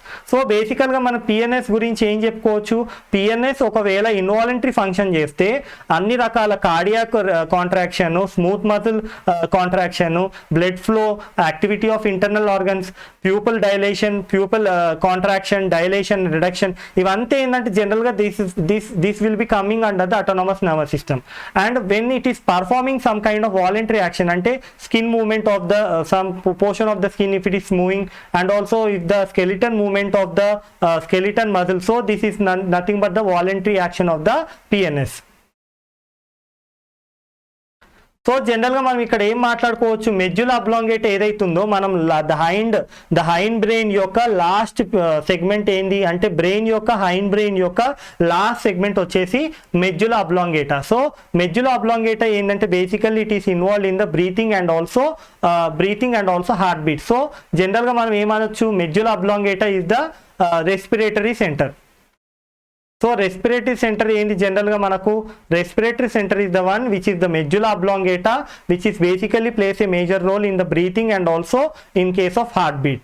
So ఇక్కడ ఏంటంటే జనరల్గా మనకు ఇదంతా మనకు ఏవైతే ఇంటర్నల్ ఆర్గన్స్ ఇన్వాలంటరీ ఫంక్షన్ జరిగే ఇంటర్నల్ ఆర్గన్స్ ఏవైతే ఉన్నాయో, ఇంటర్నల్ ఆర్గన్స్ మూవ్మెంట్ కానీ బ్లడ్ ఫ్లో కానీ controlling of the blood flow అనేది జనరల్గా ఇంటర్నల్ ఆర్గన్స్కి మనకు ఇన్వాలంటరీగా మనకు ఫంక్షనింగ్గా జరుగుతుంటుంది అనమాట. So this kind of involuntary function is nothing but the called as autonomous nervous system. So ANS is the one which is basically dealing, ముందుకు ముందే చెప్పినాం, so it is the basically dealing with the involuntary functioning of the segment. So ఇదే కాకుండా జనరల్గా ఏంది మనకి ఏం జరుగుతుందంటే మనకు ఈ మెడ్యులా అబ్లాంగేటా ఏదైతుందో, medulla oblongata is playing a major role in case of coordination effect. So ఈ కోఆర్డినేషన్ ఫంక్షన్లో మేజర్ రోల్ ప్లే చేసేది మెడ్యులా అబ్లాంగేటా. సో ఈ కంప్లీట్లీ ఇన్వాలంటరీ ఫంక్షన్స్లో భాగంగా ఏంటంటే జనరల్గా ఈ ఇన్వాలంటరీ ఫంక్షన్ జరగాలంటే ఏవైతే PNS which is performing the involuntary function is called as ANS. ఈ ఏఎన్ఎస్తో పాటు మనకు మెడ్యులా అబ్లాంగేటా ఏదైతుందో that is the hind brain. So medulla oblongata ఏదైతుందో that is the hind brain portion of the brain.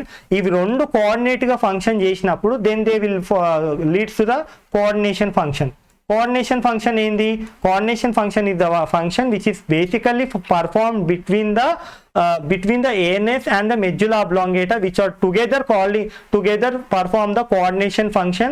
That is basically they are basically performing the involuntary function. So ఈ coordination function ఏ రూపంలో జరుగుతుంది, involuntary function రూపంలో జరుగుతుంది. So involuntary function ఏంది జనరల్గా number of functions, ఇప్పటివరకు మాట్లాడుకున్న ఫంక్షన్స్ అన్నీ ఎక్కడైతే మన కంట్రోల్ ఉండదో ఆ ఫంక్షన్స్ అంతా involuntary function. So involuntary function జరగాలంటే బేసికల్గా మన కోఆర్డినేషన్ జరగాలి. సో కోఆర్డినేషన్ దేని మధ్యలో జరుగుతుంది, ANS and also medulla oblongata. So medulla oblongata and ANS మధ్యలో జరిగేదే coordination function. That coordination function is basically involving the involuntary function. So మనకు జనరల్గా రెండు రకాల నర్వ్ సెంటర్స్ ఉంటాయి, ఒకటి sympathetic, another one is parasympathetic. So ఈ two kind of nervous system ఏదైతుందో సింపాటిక్ అండ్ పారాసింపాటిక్.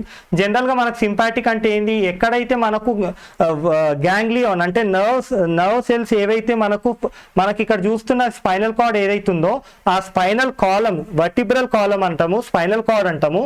సో వర్టిబ్రల్ కాలంకి అటు ఇటుగా మనకు కొన్ని నర్వ్ గ్యాంగ్లియాన్స్ అనేది ఎరైజ్ అవుతాయి అన్నమాట. సో ఈ గ్యాంగ్లియాన్స్ ని మనము సింపాటిక్ నర్వస్ సిస్టమ్ అంటాం. So sympathetic nervous system is the one which is basically arising on the both the side of the vertebral column. So whereas the parasympathetic is the one which is basically arising from the lower part of the brain, that is the lower part of the cranial part. So ఆ cranial part ఏదైతుందో ఆ cranial part కి lower part ఏదైతుందో ఆ cranial part ని మనం parasympathetic అంటాం. So parasympathetic or the nothing but the ganglions ganglions which are arising from the lower part of the cranium is called as parasympathetic. So generally మనం ఇక్కడ చూడొచ్చు parasympathetic it's also having different kind of function. For example parasympathetic ఏంది general contraction of the pupil and the sympathetic is the one which is causing the dilation of the pupil. So general గా మన sympathetic అంటే ఏంది these are the nerve ganglions which are arising from the vertebral column or the spinal cords on the neither side, and they are involved in some kind of they are involved in the movement in certain functions like controlling the internal organs. So this is the sympathetic. Where parasympathetic అంటే ఏంది cranial part నుంచి కింద నుంచి arise అయ్యే అంటే medulla మనకు medulla oblongata and also hind region the hind brain of the brain నుంచి వచ్చే ఆ నర్వ్స్ ఏవైతున్నాయో lower part of the brain hind brain నుంచి ఆ నర్వ్స్ అన్నిటిని మనం పారాసింపాటిక్ అనుకుంటాం అన్నమాట. సో జనరల్ గా these are nothing but the ganglions. So the ganglion is nothing but the nerve cell or the longer nerve cell is called as ganglion, which is arising from the lower part of the brain is called as parasympathetic nervous system. అదే మనకు vertical cord నుంచి arise అయ్యేదాన్ని మనము sympathetic nervous system అంటాం. So next topic వచ్చేసి coordination without nerves. So ఇప్పటివరకు మనం మాట్లాడుకున్న కోఆర్డినేషన్ అంతే ఏంటంటే ఇంక్లూడింగ్ ద నర్వస్ సిస్టమ్. ఇప్పుడు మాట్లాడుకునే కోఆర్డినేషన్ ఏంటంటే బేసికల్గా without the nervous system, without the neurons are the nerves. So జనరల్గా ఇక్కడ మనం మాట్లాడుకునేది ఏంటంటే జనరల్గా it is about the generally this is the system which may not require sometimes the nervous system. So this is the coordination without the neurons or nerves. So బేసికల్గా ఇక్కడ insulin గురించి మాట్లాడుకుందాం. సో ఇన్సులిన్ అనేది ఏంటంటే it's an hormone which is basically the production of the insulin గురించి ఎందుకు మాట్లాడుకుంటాం అంటే ఈ ప్రొడక్షన్కి బేసికల్గా it doesn't have any sense with the nervous system or the control from the nervous system. So జనరల్గా మనం ఏం చూసుకోవచ్చు, మన ప్యాంక్రియాటిక్ సెల్స్ ఏవైతున్నాయో బేసికల్గా ఆ ప్యాంక్రియాటిక్ సెల్స్ ఏవైతున్నాయో దీంట్లో కొన్ని స్పెషల్ కైండ్ ఆఫ్ సెల్స్ ఉంటాయి, దాన్ని లాంగర్ హ్యాండ్స్ అంటాం. So islets of longer hands అని దేనికంటామంటే జనరల్గా మనకు ఇవి జనరల్గా they will B appearing as a different when compare to normal tissue. అంటే కంప్లీట్గా మన ప్యాంక్రియాస్ టిష్యూ తీసుకుంటే ఆ ప్యాంక్రియాస్ టిష్యూలో ఇవి చిన్న చిన్న ఐలాండ్స్ లాగా అపియర్ అవుతాయి. సో దీని ఇన్యులిన్ అంటే ఏంటంటే islands. So small patch of cells, group of cells అక్కడక్కడ నార్మల్ టిష్యూలో అపియర్ అయి ఉంటాయి. దీనికి బ్లడ్ వెజిల్స్ చాలా ఎక్కువ ఉంటాయి when compare to normal tissue. So ఈ పర్టికులర్ ఇవి ఏవైతే ఐలాండ్స్ ఉన్నాయో దీన్ని మనం ఇన్యులిన్ అంటాం. So inulin is nothing but the island. So జనరల్గా ఈ ఐలాండ్స్ ఏవైతున్నాయో they will B farming with in the normal tissue. So ఇక్కడ ఏంది జనరల్గా మనకు ఎప్పుడైతే ఈ పర్టికులర్ టిష్యూ ఏదైతుందో దీని ఫంక్షన్ జనరల్గా ఎవరికి తెలియదు అనమాట. సో ఇక్కడ ఏమైతుంది, ఎప్పుడైతే ఈ పర్టికులర్ ప్యాంక్రియాస్ని మనం జనరల్గా ఆ డైజెస్ట్ జ్యూస్ బయటికి రాకుండా టై చేసినప్పుడు ఆ ప్యాంక్రియాస్ అంతా డీజనరేట్ అవుతుంది. అయినా కానీ మనకు ఆర్గానిజంకి బ్లడ్ గ్లూకోజ్ లెవెల్స్ ఎలాంటి ఎఫెక్ట్ లేదు.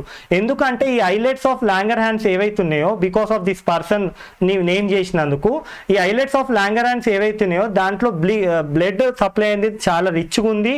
అండ్ ఆల్సో దానికి దీంతో ఏ సంబంధం లేకుండా ఆ సెక్రీషన్ అయిన లిక్విడ్ ఏదైతుందో అది బ్లడ్లోకి డైరెక్ట్గా కంటిన్యూగా వెళ్ళిపోతుంది అనమాట. సో ఇక్కడ జనరల్గా ఏం చూసుకోవచ్చు, మనకి ఎప్పుడైతే టై చేస్తే ఏంటంటే మనకు ప్యాంక్రియాస్ డీజనరేట్ అయినా కూడా బ్లడ్ అనేది జనరల్గా మనకు బ్లడ్లోకి సెక్రీషన్స్ అంతా వెళ్ళిపోతుంది అనమాట. సో ఈ వెళ్ళిపోయి ఏంటంటే మనకు నార్మల్గా కంటిన్యూటీ అయిపోతుంది, అంటే నార్మల్ కండిషన్ అరేంజ్ అవుతుంది. కానీ ఎప్పుడైతే జనరల్గా ఈ పర్టికులర్ టిష్యూ ఏదైతుందో అంటే జనరల్గా వీళ్ళు ఏం చేసిర్రంటే మనకు ఎప్పుడైతే ఈ పర్టికులర్ అంటే సో మనకు రీజన్ అనేది తెలియలేరనమాట. సో రీజన్ ఏంటి బేసికల్గా అంటే జనరల్గా మనకు యానిమల్కి బ్లడ్లో గ్లూకోజ్ లెవెల్స్ అనేది కంట్రోల్గా నార్మల్గానే ఉంది. ఎందుకంటే ఆ కాంపౌండ్ ఏదైతే సెక్రీట్ అవుతుందో ఆ కాంపౌండ్ ఆ సెల్స్లోకి నుంచి డైరెక్ట్ బ్లడ్లోకి వెళ్ళిపోతుంది కనుక ఈవెన్ దో ప్యాంక్రియాస్ డీజనరేట్ అయినా కూడా మనకు బ్లడ్లో షుగర్ లెవెల్స్ అని బేసికల్గా మెయింటైన్ అయి ఉంటుంది. సో ఇది కాకుండా జనరల్గా మనకు ఒక గ్రూప్ ఆఫ్ సైంటిస్ట్ ఏం చేసిర్రంటే they can able to excrete this chemical substance దీని ఇన్సులిన్ అన్నారు. సో ఇన్సులిన్ అంటే ఏంది, ఇన్యులిన్ అంటే island. So the compound which is generated from the island of cells is called as insulin. So ఈ కాంపౌండ్ని తీసుకొని ఈజీగా దాన్ని ప్యాంక్రియాస్ నుంచి రీజనరేట్ చేసి అది ఒక ప్యాంక్రియాస్ లేని కుక్కకి ఇవ్వడం వల్ల దాని యొక్క బ్లడ్ గ్లూకోజ్ లెవెల్స్ నార్మల్గా మెయింటైన్ అయ్యి అది హెల్దీగా ఎలాంటి డిజీజ్ కండిషన్ రాకుండా సఫరింగ్స్ లేకుండా అది జనరల్గా బతికేసింది అనమాట స్కిన్ ఇంజెక్షన్ ద్వారా. సో ఇక్కడ తెలుసుకోవాల్సింది ఏంది, జనరల్గా వాళ్ళు ఏం చేసిర్రు అంటే ఎప్పుడైతే ఈ ప్యాంక్రియాస్ని టై చేయడం వల్ల కంప్లీట్గా మనకు ఆ ప్యాంక్రియాస్ యొక్క ఆర్గన్ డీజనరేట్ అయినా కూడా ఆ ఐలెట్స్ ఆఫ్ లాంగర్హాన్స్ అంటే ఈ island of cells, group of cells బేసికల్గా జనరేటివ్గానే ఉన్నాయి and also they are very active. So they came to a conclusion that these islets of Langerhans are the one which are basically involved in the production of the insulin hormone. So insulin hormone is the one which is linked with the reduction in the blood glucose level. So they finally even though when they tie the duct, basically this organ is the one which is basically performing the very good function. So ఈ function ఏంది, general గా they are involved in the production of the insulin. So జనరల్గా ఇక్కడ ఏంటి బేసికల్గా మనం మాట్లాడుకునేది ఏంది, జనరల్గా మనకు బేసికల్గా మాట్లాడుకునేది ఏంటంటే ఇన్సులిన్ యొక్క ప్రొడక్షన్ గురించి. సో ఇన్సులిన్ యొక్క ప్రొడక్షన్ ఏదైతుందో that is basically it's the coordination without the neurons. So neurons యొక్క కోఆర్డినేషన్ లేకుండా జరిగే ప్రొడక్షన్ ఏదైతుందో బేసికల్గా ప్రొడక్షన్ ఆఫ్ ద హార్మోన్ అనేది it's not mostly connected with the controlling of the nervous system. So other coordinations ఏంటి, బేసికల్గా other chemical coordinations అంటే బేసికల్గా మనకి ఏంటంటే కొన్ని సిస్టమ్స్ ఏంటంటే మనకు కొన్ని కెమికల్ కోఆర్డినేటింగ్ సిస్టమ్స్ ఏంటంటే మనకు బ్లడ్తో సంబంధం లేకుండా, బ్లడ్ సర్క్యులేషన్తో సంబంధం లేకుండా ఆ సిస్టమ్స్ ఏంటంటే కొన్ని కెమికల్ కాంపౌండ్ని సింథసైజ్ చేసి అది బ్లడ్లోకి పంపిస్తుంటాయి అనమాట. సో అది డైరెక్ట్ బ్లడ్లోకి పోరిన్ చేస్తాయి. ఇలాంటి సిస్టమ్ని బేసికల్గా మనము హార్మోన్స్ అంటాం. Hormones are nothing but the ones which are basically doesn't have any kind of pipe or the duct system. So ducts అంటే ఏంది, పైప్ సిస్టమ్ లేకుండా హార్మోన్స్ అనేది they will be poured in to the blood circulation. So the hormone will be travel with the blood circulation. ఇక్కడ ఏం జనరల్గా మనకి ఇలాంటి ducts involve కావు అండ్ ఆల్సో ఈ జనరల్గా ఏంటంటే మనకు ట్యూబ్స్ కానీ డక్స్ కానీ ఏవి ఇన్వాల్వ్ కావు. కంప్లీట్గా డైరెక్ట్గా hormone will be synthesize by the organ and it will be poured into the blood circulation. So ఈ hormone will show the effect on the effector organ or the tissue. So ఇక్కడ ఏంటి జనరల్గా మనకు అంటే ఏంది ఎండోక్రైన్ సిస్టమ్ ఏంటంటే జనరల్గా endocrine system is nothing but the hormonal systems which is a part of the chemical coordination. ఇవి జనరల్గా they won't synthesize any kind of substance which has to go through the tubes and the ducts. So they will synthesize only the substance which can be directly synthesize and pour into the blood circulation. So they can show the effect on the target organ. So when compared to the liver and the pancreas, ఈ liver and pancreas లో ఏ compound synthesise అయినా ducts tubes ద్వారానే మనకు పోరిన్ అవుతుంది. కానీ ఇక్కడ మాత్రం జనరల్గా ఇక్కడ చూసుకుంటే ఏంది, ఇక్కడ ఇవి directly they will enter in to the blood circulation. So ఇక్కడ ఫర్ ఎగ్జాంపుల్ ఏంది, this is the what ever the ductless glands అంటే ఈ ట్యూబ్స్ డక్ట్స్ లేకుండా గ్లాండ్స్ ఏవైతే ఇన్వాల్వ్ అయినాయో సెక్రీషన్స్ లో దాన్ని డక్లెస్ గ్లాండ్స్ అంటాం. So example endocrine system. So endocrine system or endocrine glands are the one which are the ductless glands which are basically involved in the production of the chemical compound which will be without any passing through the tubes and the ducts, they will be poured directly into the blood circulation. So దీని యొక్క main system ఏంటంటే ఇవి కంటిన్యూస్గా ఎప్పుడు generate కావు, ఇవి study స్టేట్లో ఎప్పుడు జనరేట్ కావు అంటే ఒకటే లెవెల్లో ఒకటే కండిషన్లో ఇవి జనరేట్ కావు. Depending upon the stimuli, depending upon the environmental stimuli they will be adjusted in their production and the secretion. So steady state అంటే ఏంది, ఒకటే విధంగా ఎప్పటికీ ఒకటే లాగా సింథసైజ్ అవుతూ వెళ్ళదు. సో మనకు స్టిమ్యులై అందుతున్న కొద్దీ ఆ స్టిమ్యులై బేస్ చేసుకొని ఈ ప్రొడక్షన్ అనేది ఎక్కువ తక్కువ అవుతుంటుంది అనమాట. So they do not go to the steady state. They will be basically the entire system is the endocrine system which is basically based on the ductless or tubeless kind of secretions. So iదేంటి జనరల్గా this is the one wear basically we can be discussing about the endocrine system. So బేసికల్గా మనం ఏది మనం example తీసుకుంటున్నారు ఇక్కడ అంటే endocrine system.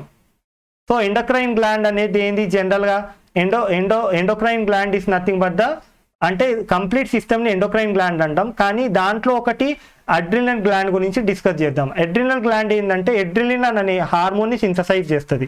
ఈ hormone ఏంటంటే డైరెక్ట్గా దాని బ్లడ్లోకి వెళ్తుంది. దీని యొక్క పని ఏంటంటే ఎప్పుడైనా మనం సడన్గా ఒక దాన్ని చూసి భయపడితే ఏంటంటే మనకు సడన్గా ఈ అడ్రినల్ గ్లాండ్ అడ్రిలిన్ సింథసైజ్ చేసి బ్లడ్లోకి పంపించడం వల్ల మన హార్ట్ రేట్ పెరగడం, మనము వేగంగా వెళ్ళి మనకు అక్కడ నుంచి ఉరికిపోవడము, రన్ చేయడము, లేకపోతే హైడ్ కావడం అనేది జరుగుతుంది. ఈ హైడింగ్ అయ్యి ఎప్పుడైతే మనం సేఫ్ అన్నప్పుడే దీని యొక్క లెవెల్స్ తగ్గుతాయి. సో ఈ adrenal hormone is the one of the kind of the endocrine system is the adrenal gland which is basically synthesising the adrenaline. దీని యొక్క మెయిన్ టార్గెట్ వచ్చేసి మన skeleton muscle and also liver. So జనరల్గా energy ఎక్కువ synthesise అయ్యి తొందరగా మనకు అక్కడ నుంచి పికప్ అయిపోయి మనం అక్కడ నుంచి ఉరికిపోయి ఎప్పుడైతే సేఫ్ ప్లేస్కి వెళ్తామో అప్పుడు ఈ అడ్రినల్ హార్మోన్ యొక్క ప్రొడక్షన్ తగ్గిపోయి బేసికల్గా మనం నార్మలైజ్ అవుతాం. సో ఇక్కడ ఏంటి మనకు స్టిమ్యులై మీద బేస్ చేసుకొని, కండిషన్ మీద బేస్ చేసుకొని మనకు ప్రొడక్షన్ అనేది జరుగుతుంది అనమాట. So example the endocrine system is the one which is basically called as ductless secretion or ductless glands. So these are the glands which are involved in secretion of the hormones, and they basically their secretion is ductless, that is they won't have any ducts in their secretion process. So ఫైనల్గా మనం ఇంకోటి last very important in case of hormonal regulation, that is a chemical regulation ఏంటంటే feedback mechanism. So feedback mechanism అంటే ఏంది? Feedback mechanism అంటే for example ఒక substance ఎప్పుడైతే ప్రోడక్ట్లో కన్వర్ట్ అవుతుందో, సో ఒక సబ్స్టెన్స్ ఎప్పుడైతే ప్రోడక్ట్లో కన్వర్ట్ అవుతుందో ఈ product it is showing the effect on its own production. So this is the production line where the substance is converted in to product.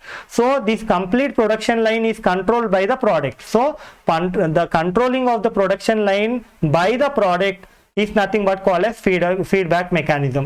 Ante indi the product is the one which is controlling the entire production cycle. So the production cycle which is basically involved in the synthesis or the conversion of the substrate to the product is called as it is called as feedback mechanism.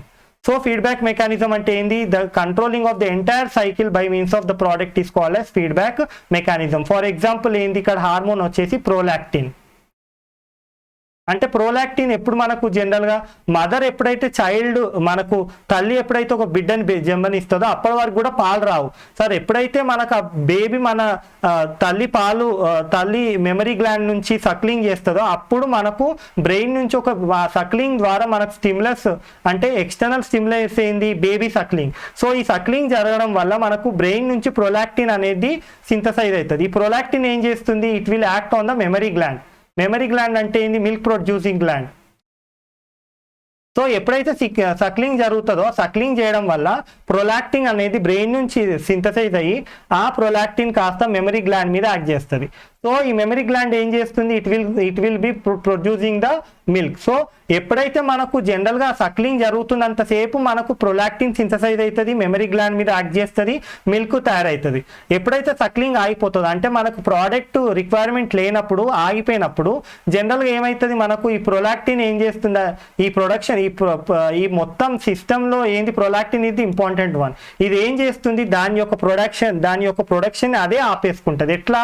It will be going and acting on the centre. So pituitary gland అనేది thalamus and hypothalamus మీద ఇది act చేస్తుంది. Act చేసినప్పుడు ఏం జరుగుతుంది? ఆ centre it won't give any commands for the secretion of the prolactin. So prolactin is basically involved in the end mechanism or the end mechanism of control system where the prolactin, if it is not needed, it will be go and give the indication to the center, the production center, saying that there is no need of excess of production of the prolactin hormone. So prolactin hormone is the one basically involved in the entire mechanism or entire system.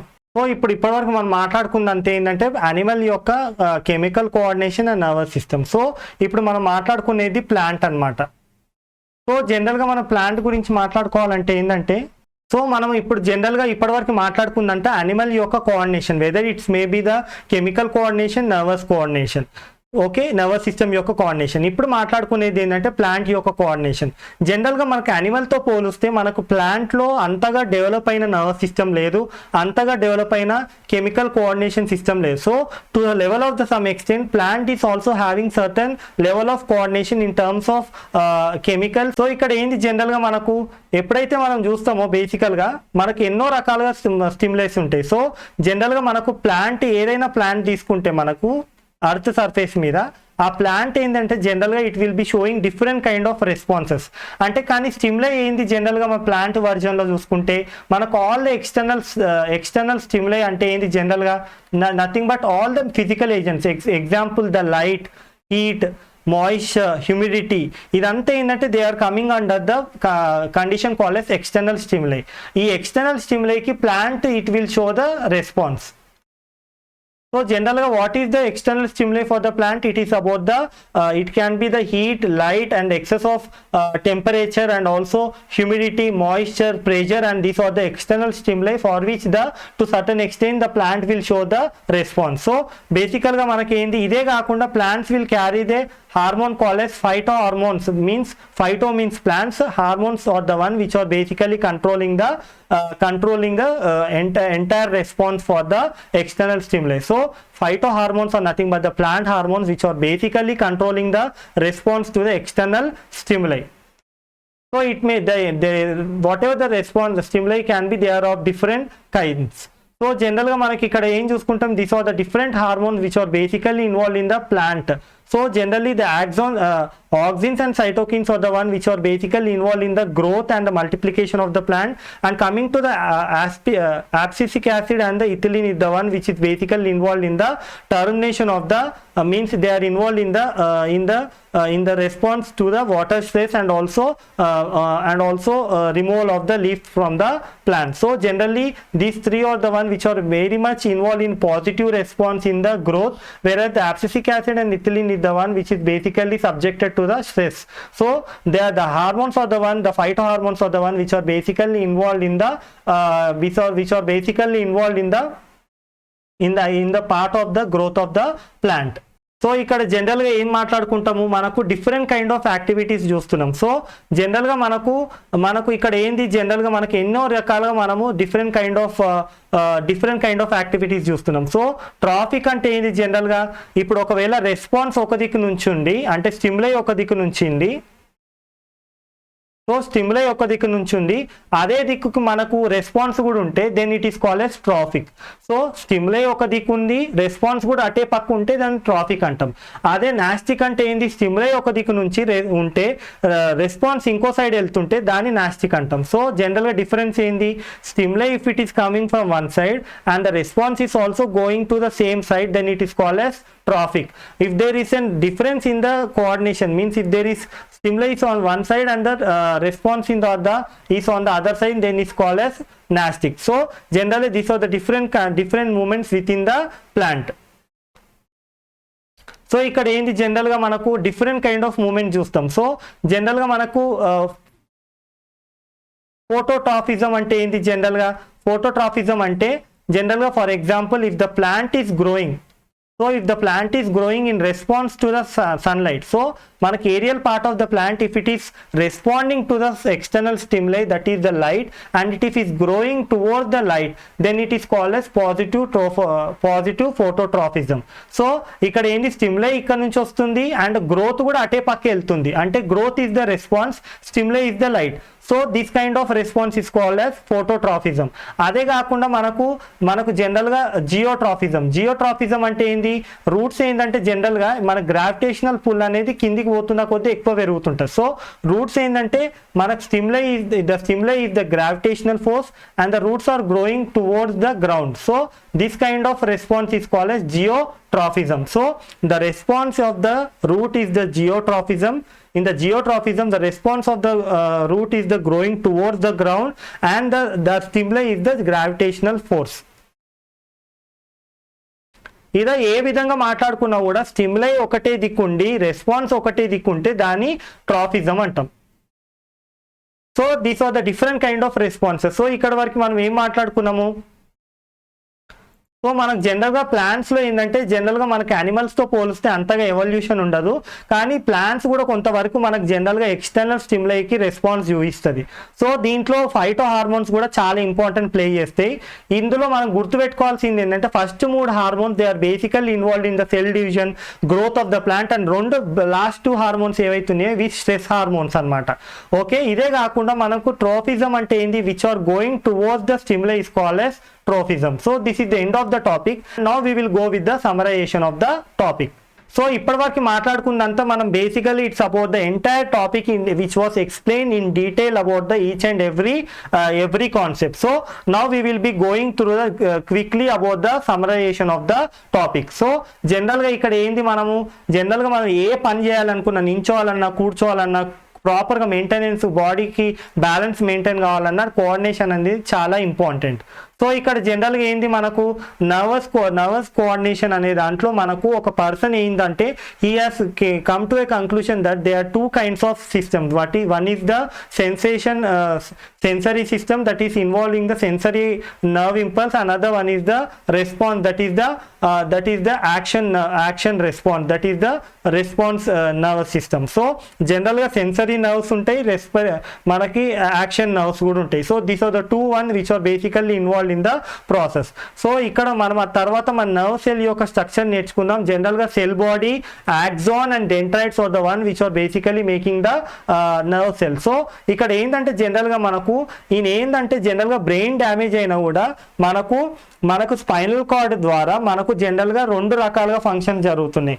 So ఆ 2 రకాల functions మీద base చేసుకొని sense ఉంది కనుక sense nerves అన్నాడు, అదే మనకు కొన్ని రకమైన రెస్పాన్స్ చూపిస్తుంది కనుక దాన్ని యాక్షన్ నర్వ్స్ అని కూడా అన్నాడు అనమాట. సో సినాప్సిస్ అంటే ఏంటి, జనరల్గా మనకు ఒక నర్వ్ సెల్కి ఇంకో నర్వ్ సెల్కి ఎప్పుడు కంటిన్యూటీ ఉండదు, మనకు చిన్న గ్యాప్ ఉంటుంది. ఆ గ్యాప్ని మన సినాప్సిస్ అనొచ్చు, లేకపోతే సినాప్టోనోమల్ కాంప్లెక్స్ అనొచ్చు. సో ఈ మధ్యలో ఏ విధంగా మనకు ఇంపల్స్ అంటే ఇన్ఫర్మేషన్ ఈ నర్వ్ సెల్ నుంచి ఏ విధంగా ఇక్కడికి పాస్ అవుతుంది అంటే ఇక్కడ 2 మెథడ్స్ ఉంటాయి, ఒకటి కెమికల్ మెథడ్, ఇంకోటి వచ్చేసి మనకు electrical method. So electrical method or the chemical method ద్వారా మనకు అయాన్స్ పాస్ అవ్వడం, లేకపోతే కెమికల్స్ ఒకదాని నుంచి ఒక సెల్ నుంచి ఇంకో సెల్కి కెమికల్ ట్రాన్స్ఫరింగ్ కానీ లేకపోతే అయాన్ ట్రాన్స్ఫరింగ్ వల్ల కూడా ఇన్ఫర్మేషన్ అనేది పాస్ అవుతుంది. సో ఇదే కాకుండా మనం we also discuss about the pathway where there is a stimulus and the response. So stimulus మనకు ఎక్స్టర్నల్ స్టిమ్యులై నుంచి స్టిమ్యులస్ ఎప్పుడైతే ఎంటర్ అవుతుందో అది ఒక మార్గం ద్వారా, ఒక పాత్వే ద్వారా మనకు స్పైనల్ కార్డ్కి వెళ్ళి ఆ స్పైనల్ కార్డ్ నుంచి ఇంకో రూట్ ద్వారా మనకు రెస్పాన్స్ అనేది అందుతుంది అనమాట. సో దీన్ని మనం ఎఫరెంట్ అన్నాము, మధ్యలో మనకు ఎఫరెంట్ తర్వాత ఇన్ఫర్మేషన్ వచ్చేదాన్ని ఇఫరెంట్ అన్నాం. సో ఈ 2 పాత్వేస్ మధ్యలో మనకు అసోసియేటెడ్ నర్వ్స్ కూడా ఉంటాయి అన్నమాట. సో మనకు రిఫ్లెక్స్ ఆర్క్ అంటే ఏంటి, జనరల్గా మనకు రిఫ్లెక్స్ ఆర్క్ అన్నప్పుడు జనరల్గా మనకు ఎక్కడైతే మనకు స్టిమ్యులై డిటెక్ట్ అవుతుందో, ఏ ఆర్గన్ ద్వారా డిటెక్షన్ జరుగుతుందో దాన్ని డిటెక్టర్స్ అంటాం. So external stimuli is nothing but the one which is basically creating the detection or detectors in the organ. So ఈ డిటెక్టర్స్ ఏవైతున్నాయో ఈ డిటెక్టర్స్ బేసికలీ ఇన్ఫర్మేషన్ని బ్రెయిన్ అండ్ స్పైనల్ కార్డ్కి పంపిస్తుంది.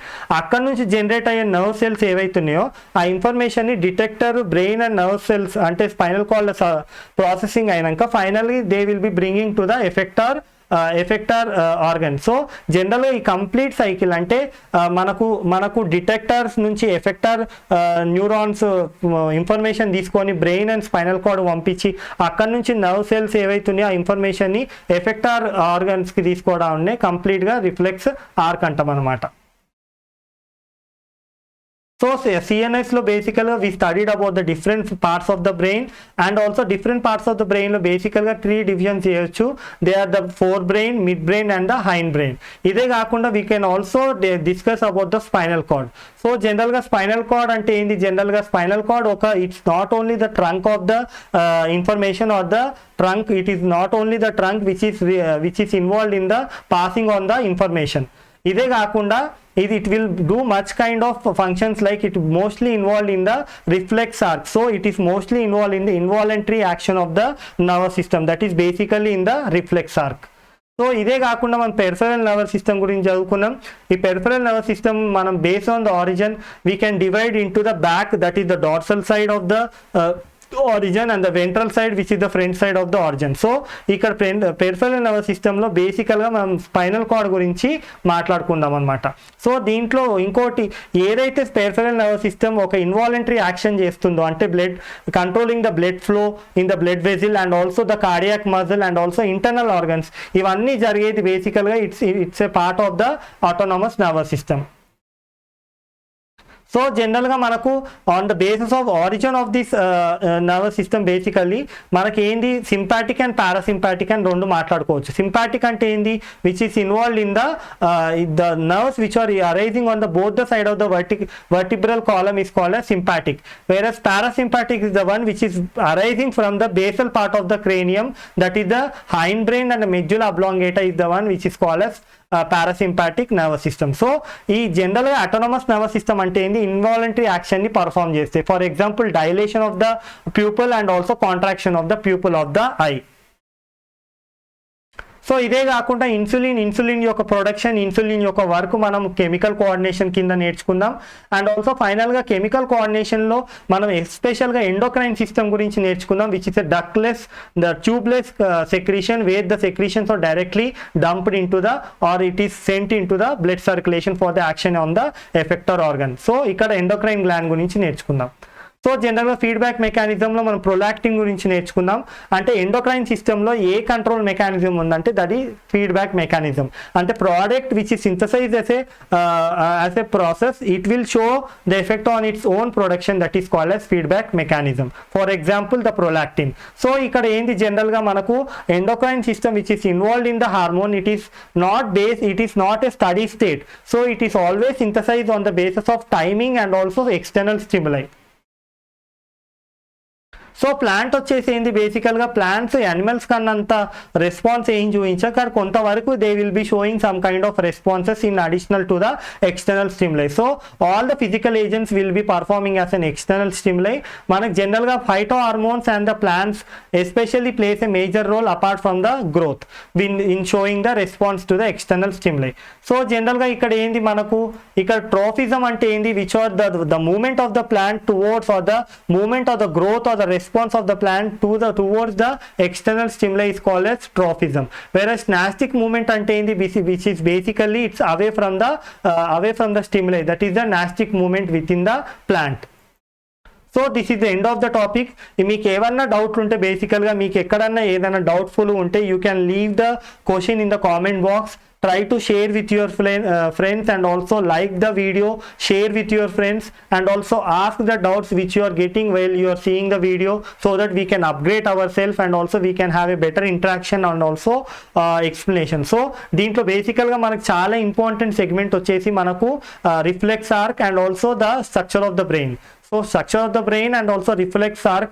ఇదే కాకుండా మనకు షార్ట్ ఆన్సర్లో చూసుకుంటే నర్వ్ సెల్ యొక్క స్ట్రక్చర్ అండ్ ద ఫంక్షన్ కూడా చాలా ఇంపార్టెంట్. సో 2 మార్క్స్లో వచ్చేసి సినాప్సిన్. సో ఇదంతా మీరు బాగా మీరు వీడియో అంతా చూసుకొని ప్రాపర్గా అర్థం చేసుకుంటే then it will be very good for your performance in the final exam. So thank you for watching, and also like, share and subscribe the channel.